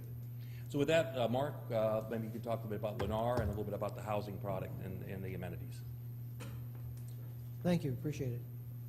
Again, your name, address, and your business, please. Certainly. My name is Mark McDonald. I'm Director of Forward Planning for Lennar Orlando. Place of business address is 6750 Forum Drive, Orlando.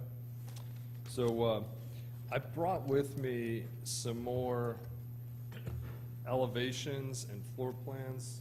You want to pass those out? You got 8 there?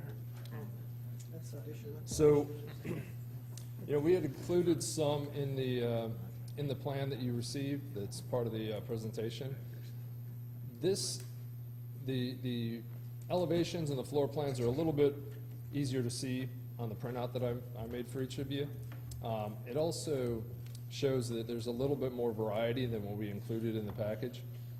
That really shows you the architectural differences between the different elevations that we produce on our homes, and also shows you the articulation of the front of the homes. A lot of our developments, we're trying to push the garages back so they aren't so prominent in the elevation of the home. It adds to the cost. Structurally, it's a little bit more difficult to build, but it provides a much better streetscape. So if you would allow me, I can explain a little bit of the history of Lennar and a little bit about our company.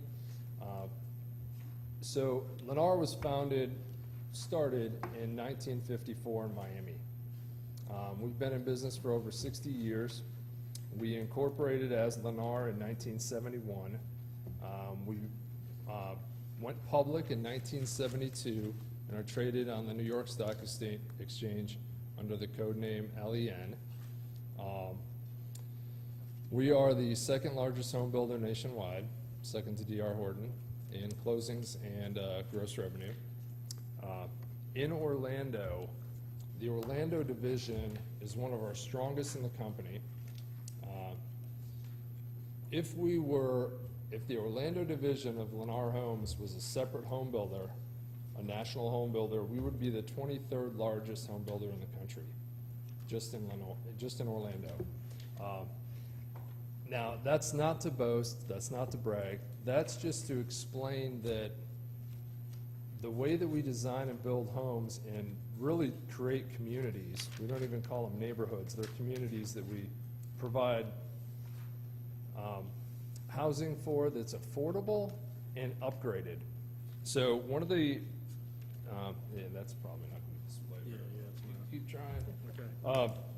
So Lennar Homes, our process of building homes is different than most other builders, even production builders. Our process is everything's included. So I don't know the last time that anybody's bought a home, but if you bought a home from a builder that has options and you got to select those options in a design studio, it is really difficult, unless you're an interior decorator. So we realized that back in 1989, and we came up with everything's included in our homes. So that gives us a couple different advantages on other builders. One is it simplifies the building process. When a buyer comes in to buy a home, and then they have to go and spend an entire day picking all the selections, and then they spend the next 10 years second guessing the selections that they've made, it becomes very overwhelming for any buyer, myself included, and I do this every day. So our Everything's Included packages are pre-selected by interior decorators, and we have multiple packages that the buyer can select, and of those packages, we've already upgraded the things in their home. So, you know, they get the bigger floor tile, they get granite countertops, they get 42-inch upper cabinets that are staggered with crown molding. They get garage door openers included. All of these things tend to be options for other builders. So when you see like our base price of our home, that's the price of our home. It's not a $250,000 home with $75,000 of extras you gotta select through the design studio process. So our process of how we design what goes into our homes, our building materials and everything we put into it, allows us a tremendous amount of buying power with our national vendors. We're able to install Energy Star GE appliances. We're able to put in top-of-the-line Mohawk flooring. There's these things that allow us to do that because of the limited SKU selection we have on the features that go into our homes. So we offer thousands of dollars worth of included options in all of our homes in our base price. So talk about pricing a little bit. We are in the 1,600 to 3,800 square foot range between the 40-foot lots and the 50-foot lots.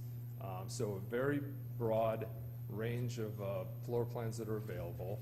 Not everything in the packet is going to be available. If we only have 35 lots, we're not going to offer 7 different 50-foot floor plans. I just wanted to give you a sample of what will actually fit on these home sites and the floor plans and elevations that we would want to provide, but that will be pared down a little bit. It's a little overwhelming to have that many options when you have a limited selection of home sites in a community. But I wanted to show you that, you know, we're not a cookie cutter builder. We don't just build the same floor plan over and over again. We do have options. Our bedroom and bathroom counts, Richard misspoke a little bit. They're 3 2s up to 5 3.5s. So, you know, when we look at our buyers today, you know, we see this area and this community as not only a first-time home buyer, but also a move-up buyer. It may not be their 5th or 6th home. They're not going to be moving into this type of community, but this might be their 2nd. So when you look at the pricing, you know, we'll be somewhere in the $240,000 range, up to about $340,000, $350,000 range, and that's it. You know, there are really no options. I mean, there's a couple that we do. If you wanted ceiling fans, then we could put ceiling fans in the rooms and things like that. We call them bolt-on options, but for the most part, our homes are already upgraded, and I actually included in the back of your packet a few shots, interior shots of one of our model homes. So when you specifically look at the kitchen, which is on probably your 2nd sheet, if those got compiled correctly. This is one of our color packages, the flooring, the countertops, the cabinets, the backsplash, the tile backsplash, all coordinated by interior decorators. This is how our kitchens look, minus the plates and the dishes and the flowers and stuff, when somebody buys their home. No flowers. Even our bedrooms, the bathrooms that are shown on here, this is how they look, minus the accent colors on the walls and the furniture, obviously. So, you know, I think the perception of production builders, some are good, some are bad. The way that we build homes and the way our corporation is structured is high quality from the beginning, the price is the price, and, you know, simplified buying process, high value, and affordable. So, you know, there's always that debate about, you know, density versus having larger lots. My preference, I wish I lived on 10 acres. But that's not necessarily the reality. And it's also not our buyer. So, when you look at, Richard mentioned millennials, they don't want to take care of a big yard. They don't want to take care of anything. But, that's the reality we live in, where we do have younger buyers. And what are their choices? They could graduate college, move in with mom and dad. They can go to an apartment, go to a townhome. Here, we're offering a single-family detached, smaller home for some of this. If they want a small one-story, they can get it. If they want a small two-story, they can get it. If they want a big two-story, they can get it. So I think with our square footage, bedroom, bathroom count, and variety in pricing, we've kind of appealed to a lot of different buyers within this one community.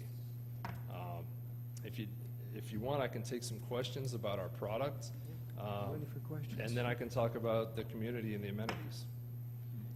Jim, looks like Are you you're- going to, you offer all these from up to the 3769, you're offering that in this subdivision? Yeah. So on the 40-foot plans, we would offer all 5 of those plans. Okay. That's a 30-foot wide floor plan on a 40-foot lot. I've showed you 7 different floor plans for the 50s. It doesn't make good business sense for us to offer all 7 of those when we only have 35 lots. And it's really not 35 because the corner lots that we showed on the exhibit are really a 30-foot home is going to fit on that 50 because of the side setback. So the 6, I wish I had a pointer, but the 6 lots that are facing east and west, those are going to be the same. Those will be a 30-foot chassis on a 50-foot lot because of the side setback. The one on the far left on the cul-de-sac, that could probably get a bigger home. But the one right next to the entrance, that's the same thing. It's not going to be a 50-foot. Are these 5-foot setbacks or 5 foot on from each property line? 5-foot side, and then the corner lot setback, 10s. So, really we'll have, somewhere in that range, depending on some of the bigger corner lots, somewhere around 30 to 32, truly, lots that will fit a 40-foot footprint. So that makes it difficult to offer all 7 of those plans. So we would take probably 2 or 3 of them out. Ones that have, if I have 3 different 3-bedroom, 2-bath, single-story homes, I'm not going to offer all 3 of them. I'll probably pick one out of that we like the best, that we think the market will react well to. Anyone else? Your potential buyers, they picked a lot and a house that fits on that lot? Is that the way you build them? A lot of builders do. We do a lot of volume. We build a lot of homes. We're publicly traded. We have to hit certain starts, sales, and closing numbers. It's becoming less and less frequent that a buyer will pick their lot and we build the suit. Because the reality is that that's more expensive. So, and the reason I say it's more expensive is that if you're creating the demand, then I'm gonna give you the supply, and if the demand outweighs the supply, then I win, because I'll charge full price for that home. Our concept is we've got to hit certain start numbers. In a community like this, we would probably start 4 or 5 a month. Whether they're sold or not, typically we start homes that are not sold. We start them as spec. We panel the community so that we don't put the same home next to each other, the same elevation next to each other, different paint colors. We have paint schemes that all blend in the community. So we'll pre-panel a lot of it. And then we'll leave some select home sites that are what we call wild card, where somebody can select what home they want if they want that particular site. But the benefit of doing that is we can hit our corporate goals that we have, but also when we complete a home and it's unsold, then we got to reduce the price. So if we chose wrong and we put the wrong home on the wrong lot, then the only way to solve that is to lower the price and the buyer wins. So Most of these, I would suspect, would be started prior to sale. Thank you. Anyone else? Any other comments? I got one for you. Sure. In the past, I've been very critical of these developments that have had no guest parking, no overflow parking, just big problems. I see you've addressed that on these, so I see like 50-plus extra parking spaces.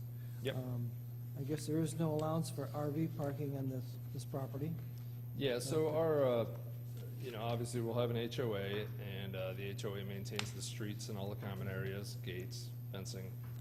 And then in our covenants and declarations, that we'll have our standard rules, which we don't allow, overnight boat parking, Yeah. RV storage, any of that stuff. The city will help you with those. Sure. But I do have one suggestion. On the two corner lots up there, it'd be nice if they were bulbed out a little bit, or bulbed in. That does facilitate getting around the corner, also provide some parking in those areas. Which particular? Look at the two on the, I guess they're on the north end of that. It's only two you can use, is those two, yeah, those two corners there. Have the outside bulbed out to where it could allow some additional. There's several developments in Ocoee that have been around for years that have that, and it's useful. It makes it Certainly. easier for those people to live together. Yeah, and, we do a lot of parallel on-street parking in many of our communities. Most of the time, it's on rear-loaded product. Well, where- people are gonna park there whether you want them to or not. Sure. You gotta understand that. Trust me, I've been fighting that battle for almost Certainly. 25 years. So they're gonna park there anyway, so why not just foresee the problem? I assume your mail is all in one central location, and there are Correct. no mailboxes, correct? That Yep. seems to be the new, So if you see the little triangles, I'm just gonna say south because I can't see the compass. Yeah. I guess that would be east south of would be the to your pond. left. Actually, that's a lift station. Yep, the little triangle with the 9 parking, I think it's 9 parking spaces. Yeah, there's 9 there. This site plan actually lends itself perfectly for a mail kiosk right in that location. It's away from the entrance, so it doesn't create any kind of traffic issues with people coming in the gates. And it also provides the head-in parking that is great for being able to jump in real quick, grab your mail, and then Right. drive over to your house, or walk to it. Yeah, I do appreciate the amenities, especially the little trail is kind of cute there, and the tie-in to the West Orange is great. As I say, it's probably not something I would look at, but I can see a lot of people, like I said, it's a dink. Dual income, no kids, so they're, Correct, and I could see this as a retirement place too for a lot of people that are, got no families living with them, and don't want them living with them. yeah. We are offering a nice mix of single-story and two-story homes in both product lineups. And then also, with being a gated community, that security and, Oh, is this gated?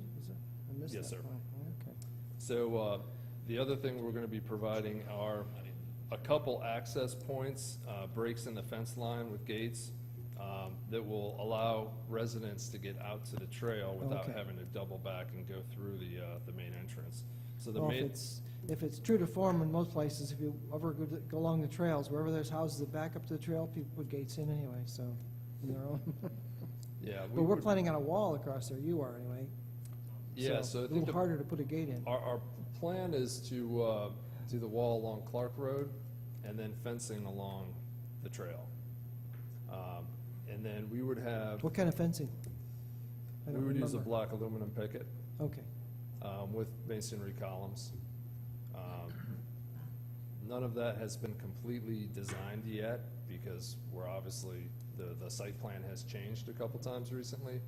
So once we get the plan finalized and this goes through our engineering revision, we'll add the details on where the fencing is gonna be and the columns and all that.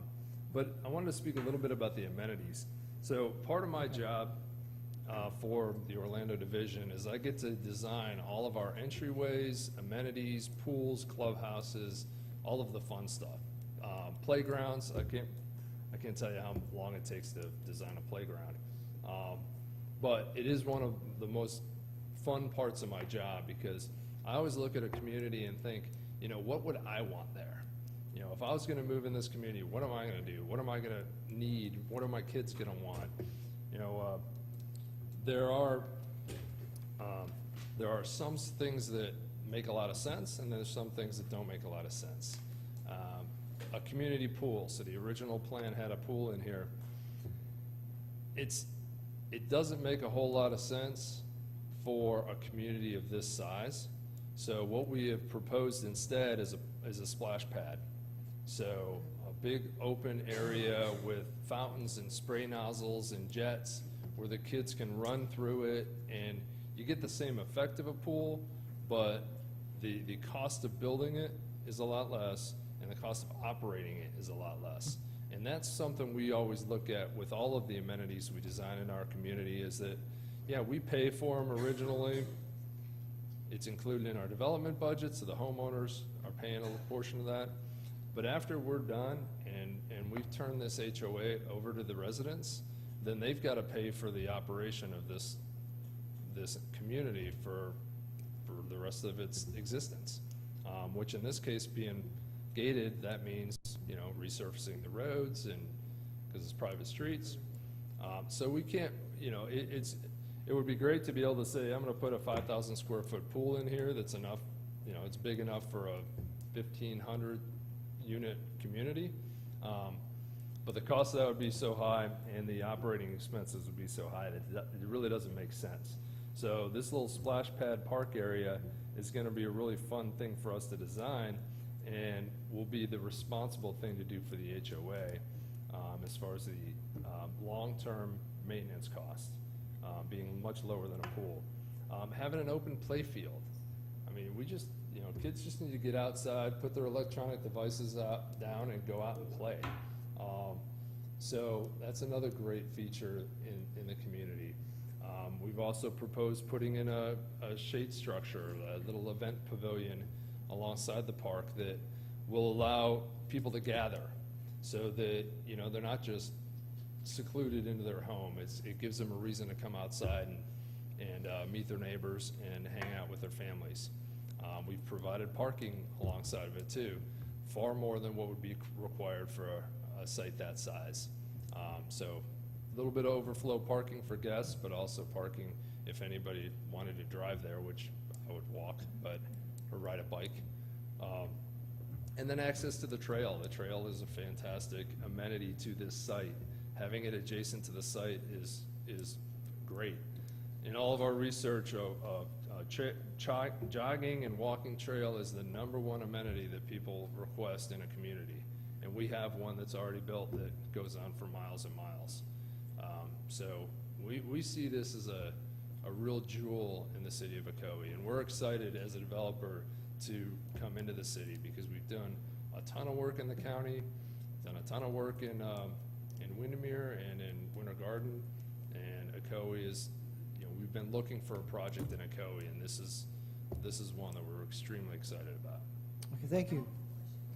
Have Got a you question? guys put in a bike, where you can store your bike if you do bike to the pool or the splash pad or to the mailbox?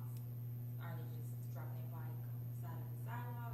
Oh, no. So We'll, bike racks will be put in? yeah, once we design the landscape, irrigation, and hardscape plans, those will go in with, you know, all the benches and picnic tables and bike racks will be designed into the whole site plan as a separate submittal. I'm not familiar with the city's process on when you want to see the vertical elements, whether it has to be on the PSP or on the approved civil plans, or if it's a separate submittal. But all of those hardscape items will be designed into the park spaces. It's critical. Okay, any other questions, comments?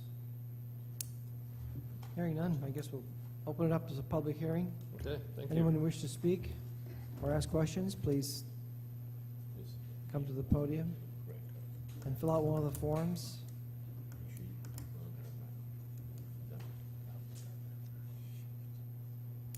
Thank you.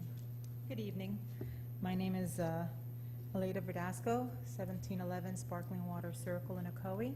actually right down the street from the project that they're discussing. So in a way, I am excited to hear that they're finally going to develop that property.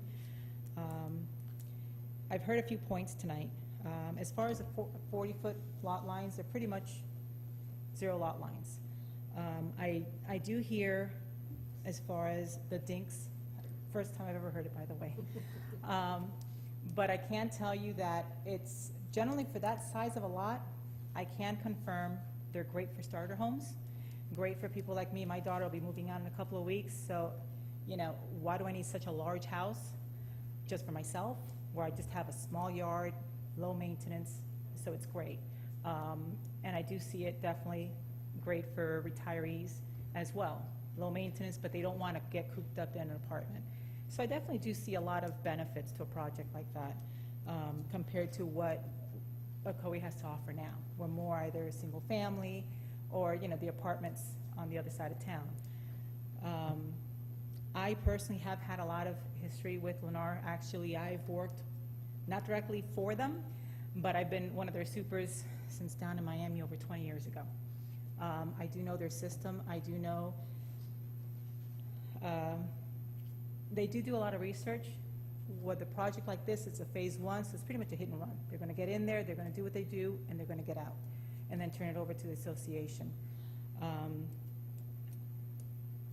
Now, my concern would be, on a project so small, as far as the construction, where's the construction entrance going to be at? I know, and I personally have worked on several of their sites this small. I didn't have room for my supplier to come in and bring me my materials so my people can work on the jobs. So where's the entrance going to be, and how is it going to affect Clark Road, where we still do have the issue with the schools, with the kids riding their bicycles?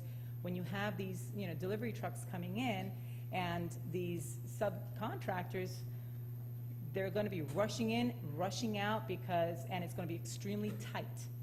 You know, we had on a few of their job sites where we had to kind of maneuver where they actually park the vehicles so we can still have some traffic squeezing on in. And I know a couple of vendors who actually lost doors off their vehicles because they just happened to have opened it just as a supplier was coming through, and whoops, there it goes. Luckily, the leg stayed in. But it can be tight, so that's one of my concerns, and how it'll affect the traffic flow just during the construction. I'm not talking about, you know, the residents, that's not my issue. It's just mainly the construction and the time period it's going to take. What's their projection schedule from beginning to end? As far as the design, I was lucky enough to get one of the packets at the last minute. Nice designs. I think I'd like to see more of the urban feel that Ocoee's trying to move towards, versus this stucco build that I saw in a couple of their models. And even when it comes to the trail, they mentioned now there's going to be no pool because it's a small community. My community, which I can walk to this community, it's less than a mile and a half. Our home, we have 140 homes in that community. We have a community pool. Maybe during the year it's not used as much, but during the summer, kids are in there pretty much all day long, because that's where our kids have. You know, we have a playground, we have a basketball court, that's great, but it's that pool that draws them there, and that's where it keeps them there during the day, instead of running around through the community or what have you. The fact that they want to try and leave that out, I think it's crazy. I think it'll make it less attractive, although Lennar does have their reputation of all-inclusive. But a pool, you got to choose. Either it's for a retirement community where they're not going to care about a pool, or it's for kids where you want to entice these beginning families to come on in there, and they need somewhere for their kids to go. A splash pool, that's great for here in the city. You know, somewhere where you want kids to come in for an hour, 2 hours, and then go back home. Not in a community where you want to live. So I'd appreciate for them to reconsider that. And as they mentioned, the trail is a great asset. It's going to be amazing for anybody to live there that wants that outdoor living. They just have to go on the trail and go. So guess what? If you got that for free, go on ahead and pony up for a pool, I would think. And I only say that because my community's down the street, so I'd like my property values to stay up compared to, you know, what you guys offer. Good product. And as far as that fencing, though, along the trail, I'd love to also see more of an urban feel. You know, not the typical wrought iron fencing, you know, that you see pretty much anywhere. we're trying to move towards a specific look for the city of Ocoee. It'd be great if they can also help to enhance that look, that urban feel that we're looking for versus kind of stay with what you find everywhere else. You know, help Ocoee move forward and not kind of keep us in the past. But that's pretty much my say. Thank you very Okay, much. thank you very much. Appreciate your comments. Would the applicant like to respond to those at all? Sir?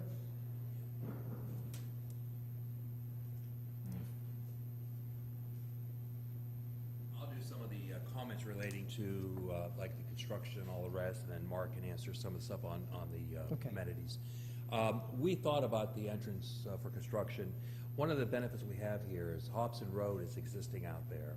Yeah. And as you'll notice, we have Clark Road is going to be built as a brand-new road. So the Clark Road entrance, we can come in and we can take a look at it with the city and leave Hobson open for a little bit longer and bring our construction traffic back in there beyond the entrance to the residence. And then bring him in the back of the property so that the construction can come in and the second or the northern part of the project. So I think we could address that and make that work quite nicely. As far as the buildings and all that, Mark, maybe I'll have you address that one. So, you know, I definitely appreciate the comments, and you know, as it relates to pools, so these are 120-foot deep lots, most of them. Some are 110 feet where they were a little bit constrained.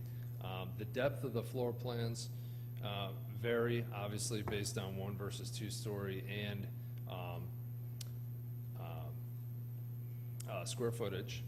So, you know, to say that there's no room to put a pool, and there is room to put a pool on every single one of these lots. It just depends on how big of a pool somebody wants to build. So that is an option if somebody wants to pay, you know, $25,000 to $40,000 to add a pool on their home, either with us or post-closing, then that's obviously an option that they have. For, you know, roughly 140 home sites, given the health department codes, the code minimum size community pool for this community would be about 600 square feet, give or take, which is about the size of a residential pool, be about 10,000 gallons. So, you know, that's not to say that we would have to build the code minimum required for this amount of home sites. But it just becomes a cost versus, you know, benefit. I don't know if anybody's gonna, even if I doubled the size of the pool and made it 1,200 square feet, it's still a very, you know, relatively small pool for a community. It's not until you get into a larger community. We did one recently, Alexander Ridge, which is not too far from here in Winter Garden, which was 198 home sites. The pool was 850 square feet, which was, we ended up building it 10% over what the code minimum was. You know, for that community, it worked, but when you walk out, it just doesn't feel like a big community pool. It feels like a large residential pool. So it's not until you get into, you know, several hundred home sites where a pool actually feels like it's appropriately sized for the community.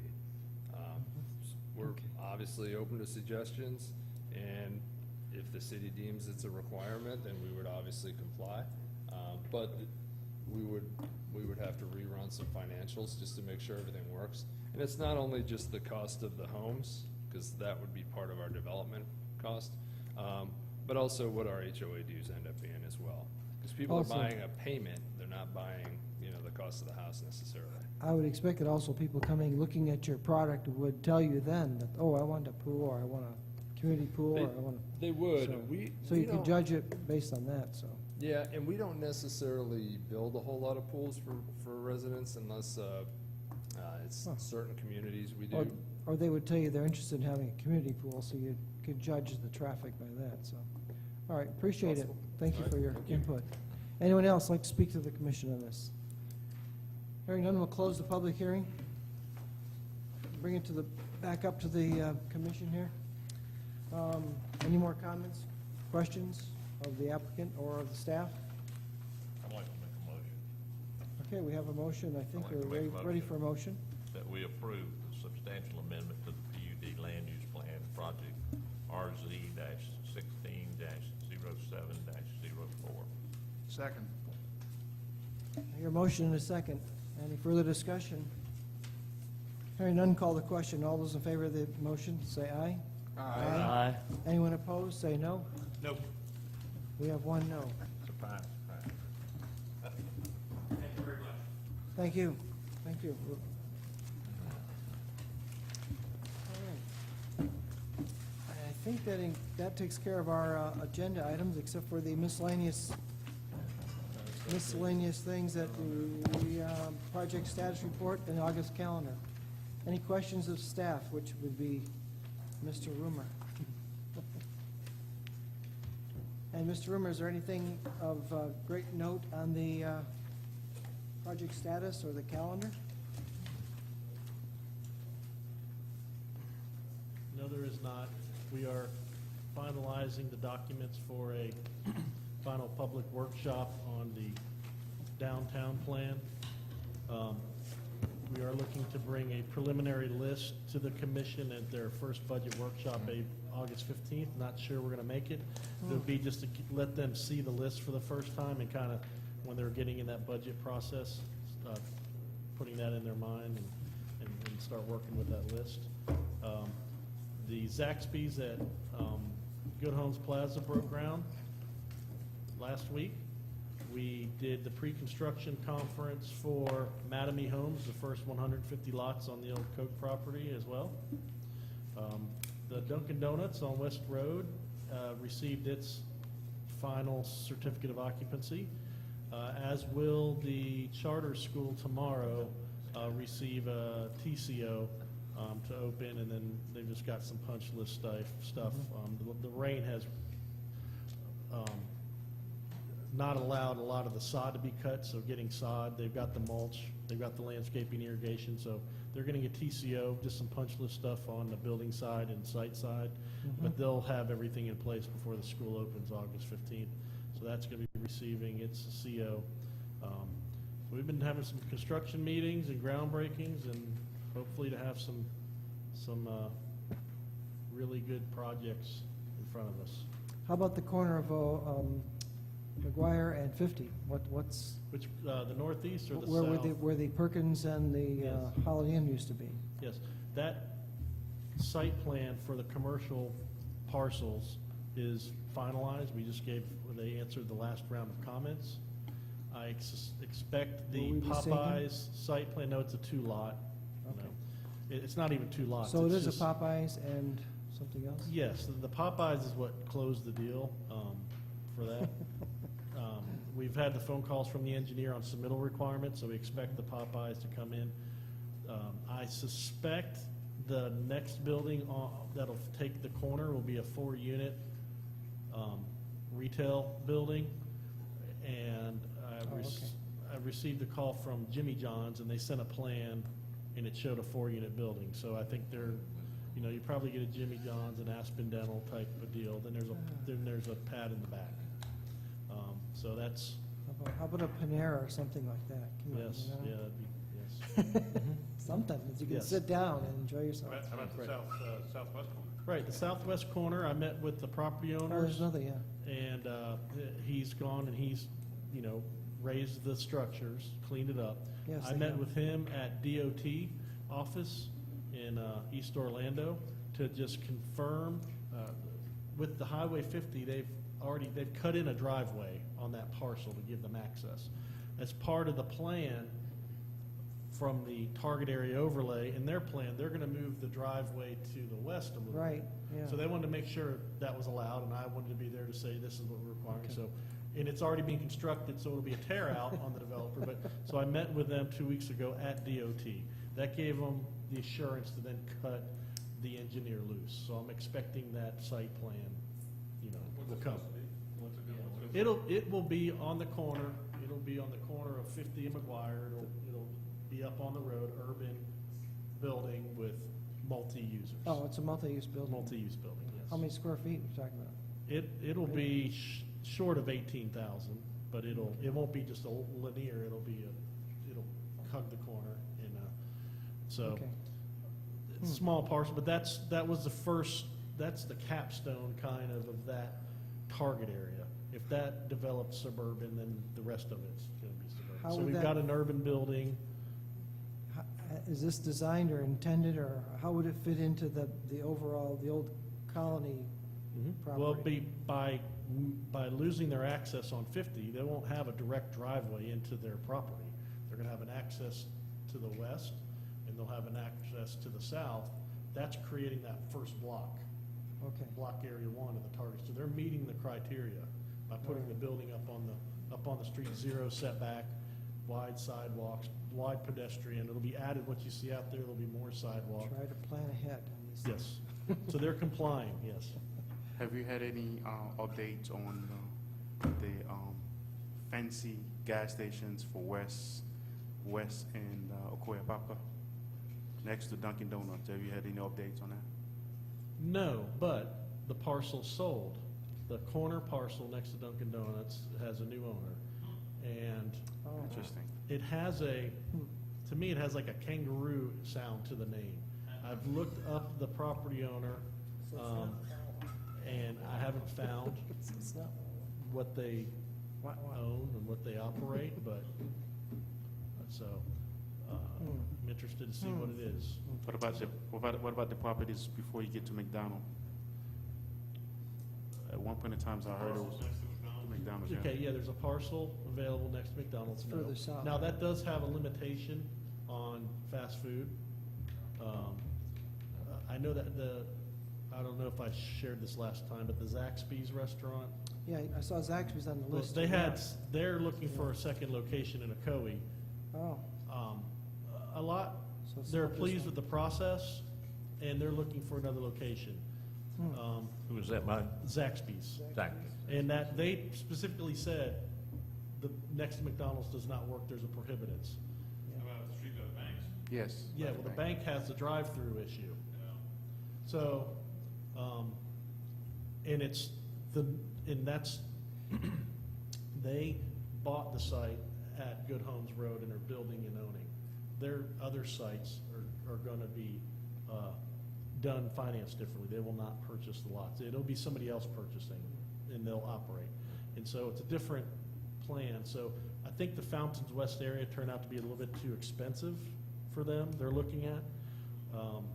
I did get a call today for the entrance into Fountains West Boulevard going into the Publix, but the one on the east side, Taco Bell's looking at, Lot 4. When you go in Fountains West Boulevard, there's 2 out parcels there. So, well, yes. Yeah. So, okay. but I'm wondering if, I got the phone call, I mentioned about the phone call about the gas station. Now that parcel has been sold, so I don't, if they did their due diligence, they know what the limitations are, so. By the way, this is a really great calendar of July that we got. Okay, Beautiful. I'll have to tell Sherry. Yes, It's very nice. We've It's been on very nice. vacation, yes. It's a historical document. It's very nice, yeah, so Mr. Chairman? we appreciate it. Yes, sir. I'll make a motion to adjourn. I guess if Mr. Boomer's done, we can do that. Wait. Second? Okay, a motion and a second. All those in favor? Leave. We'll see what Oh, they do. there we go. It's official.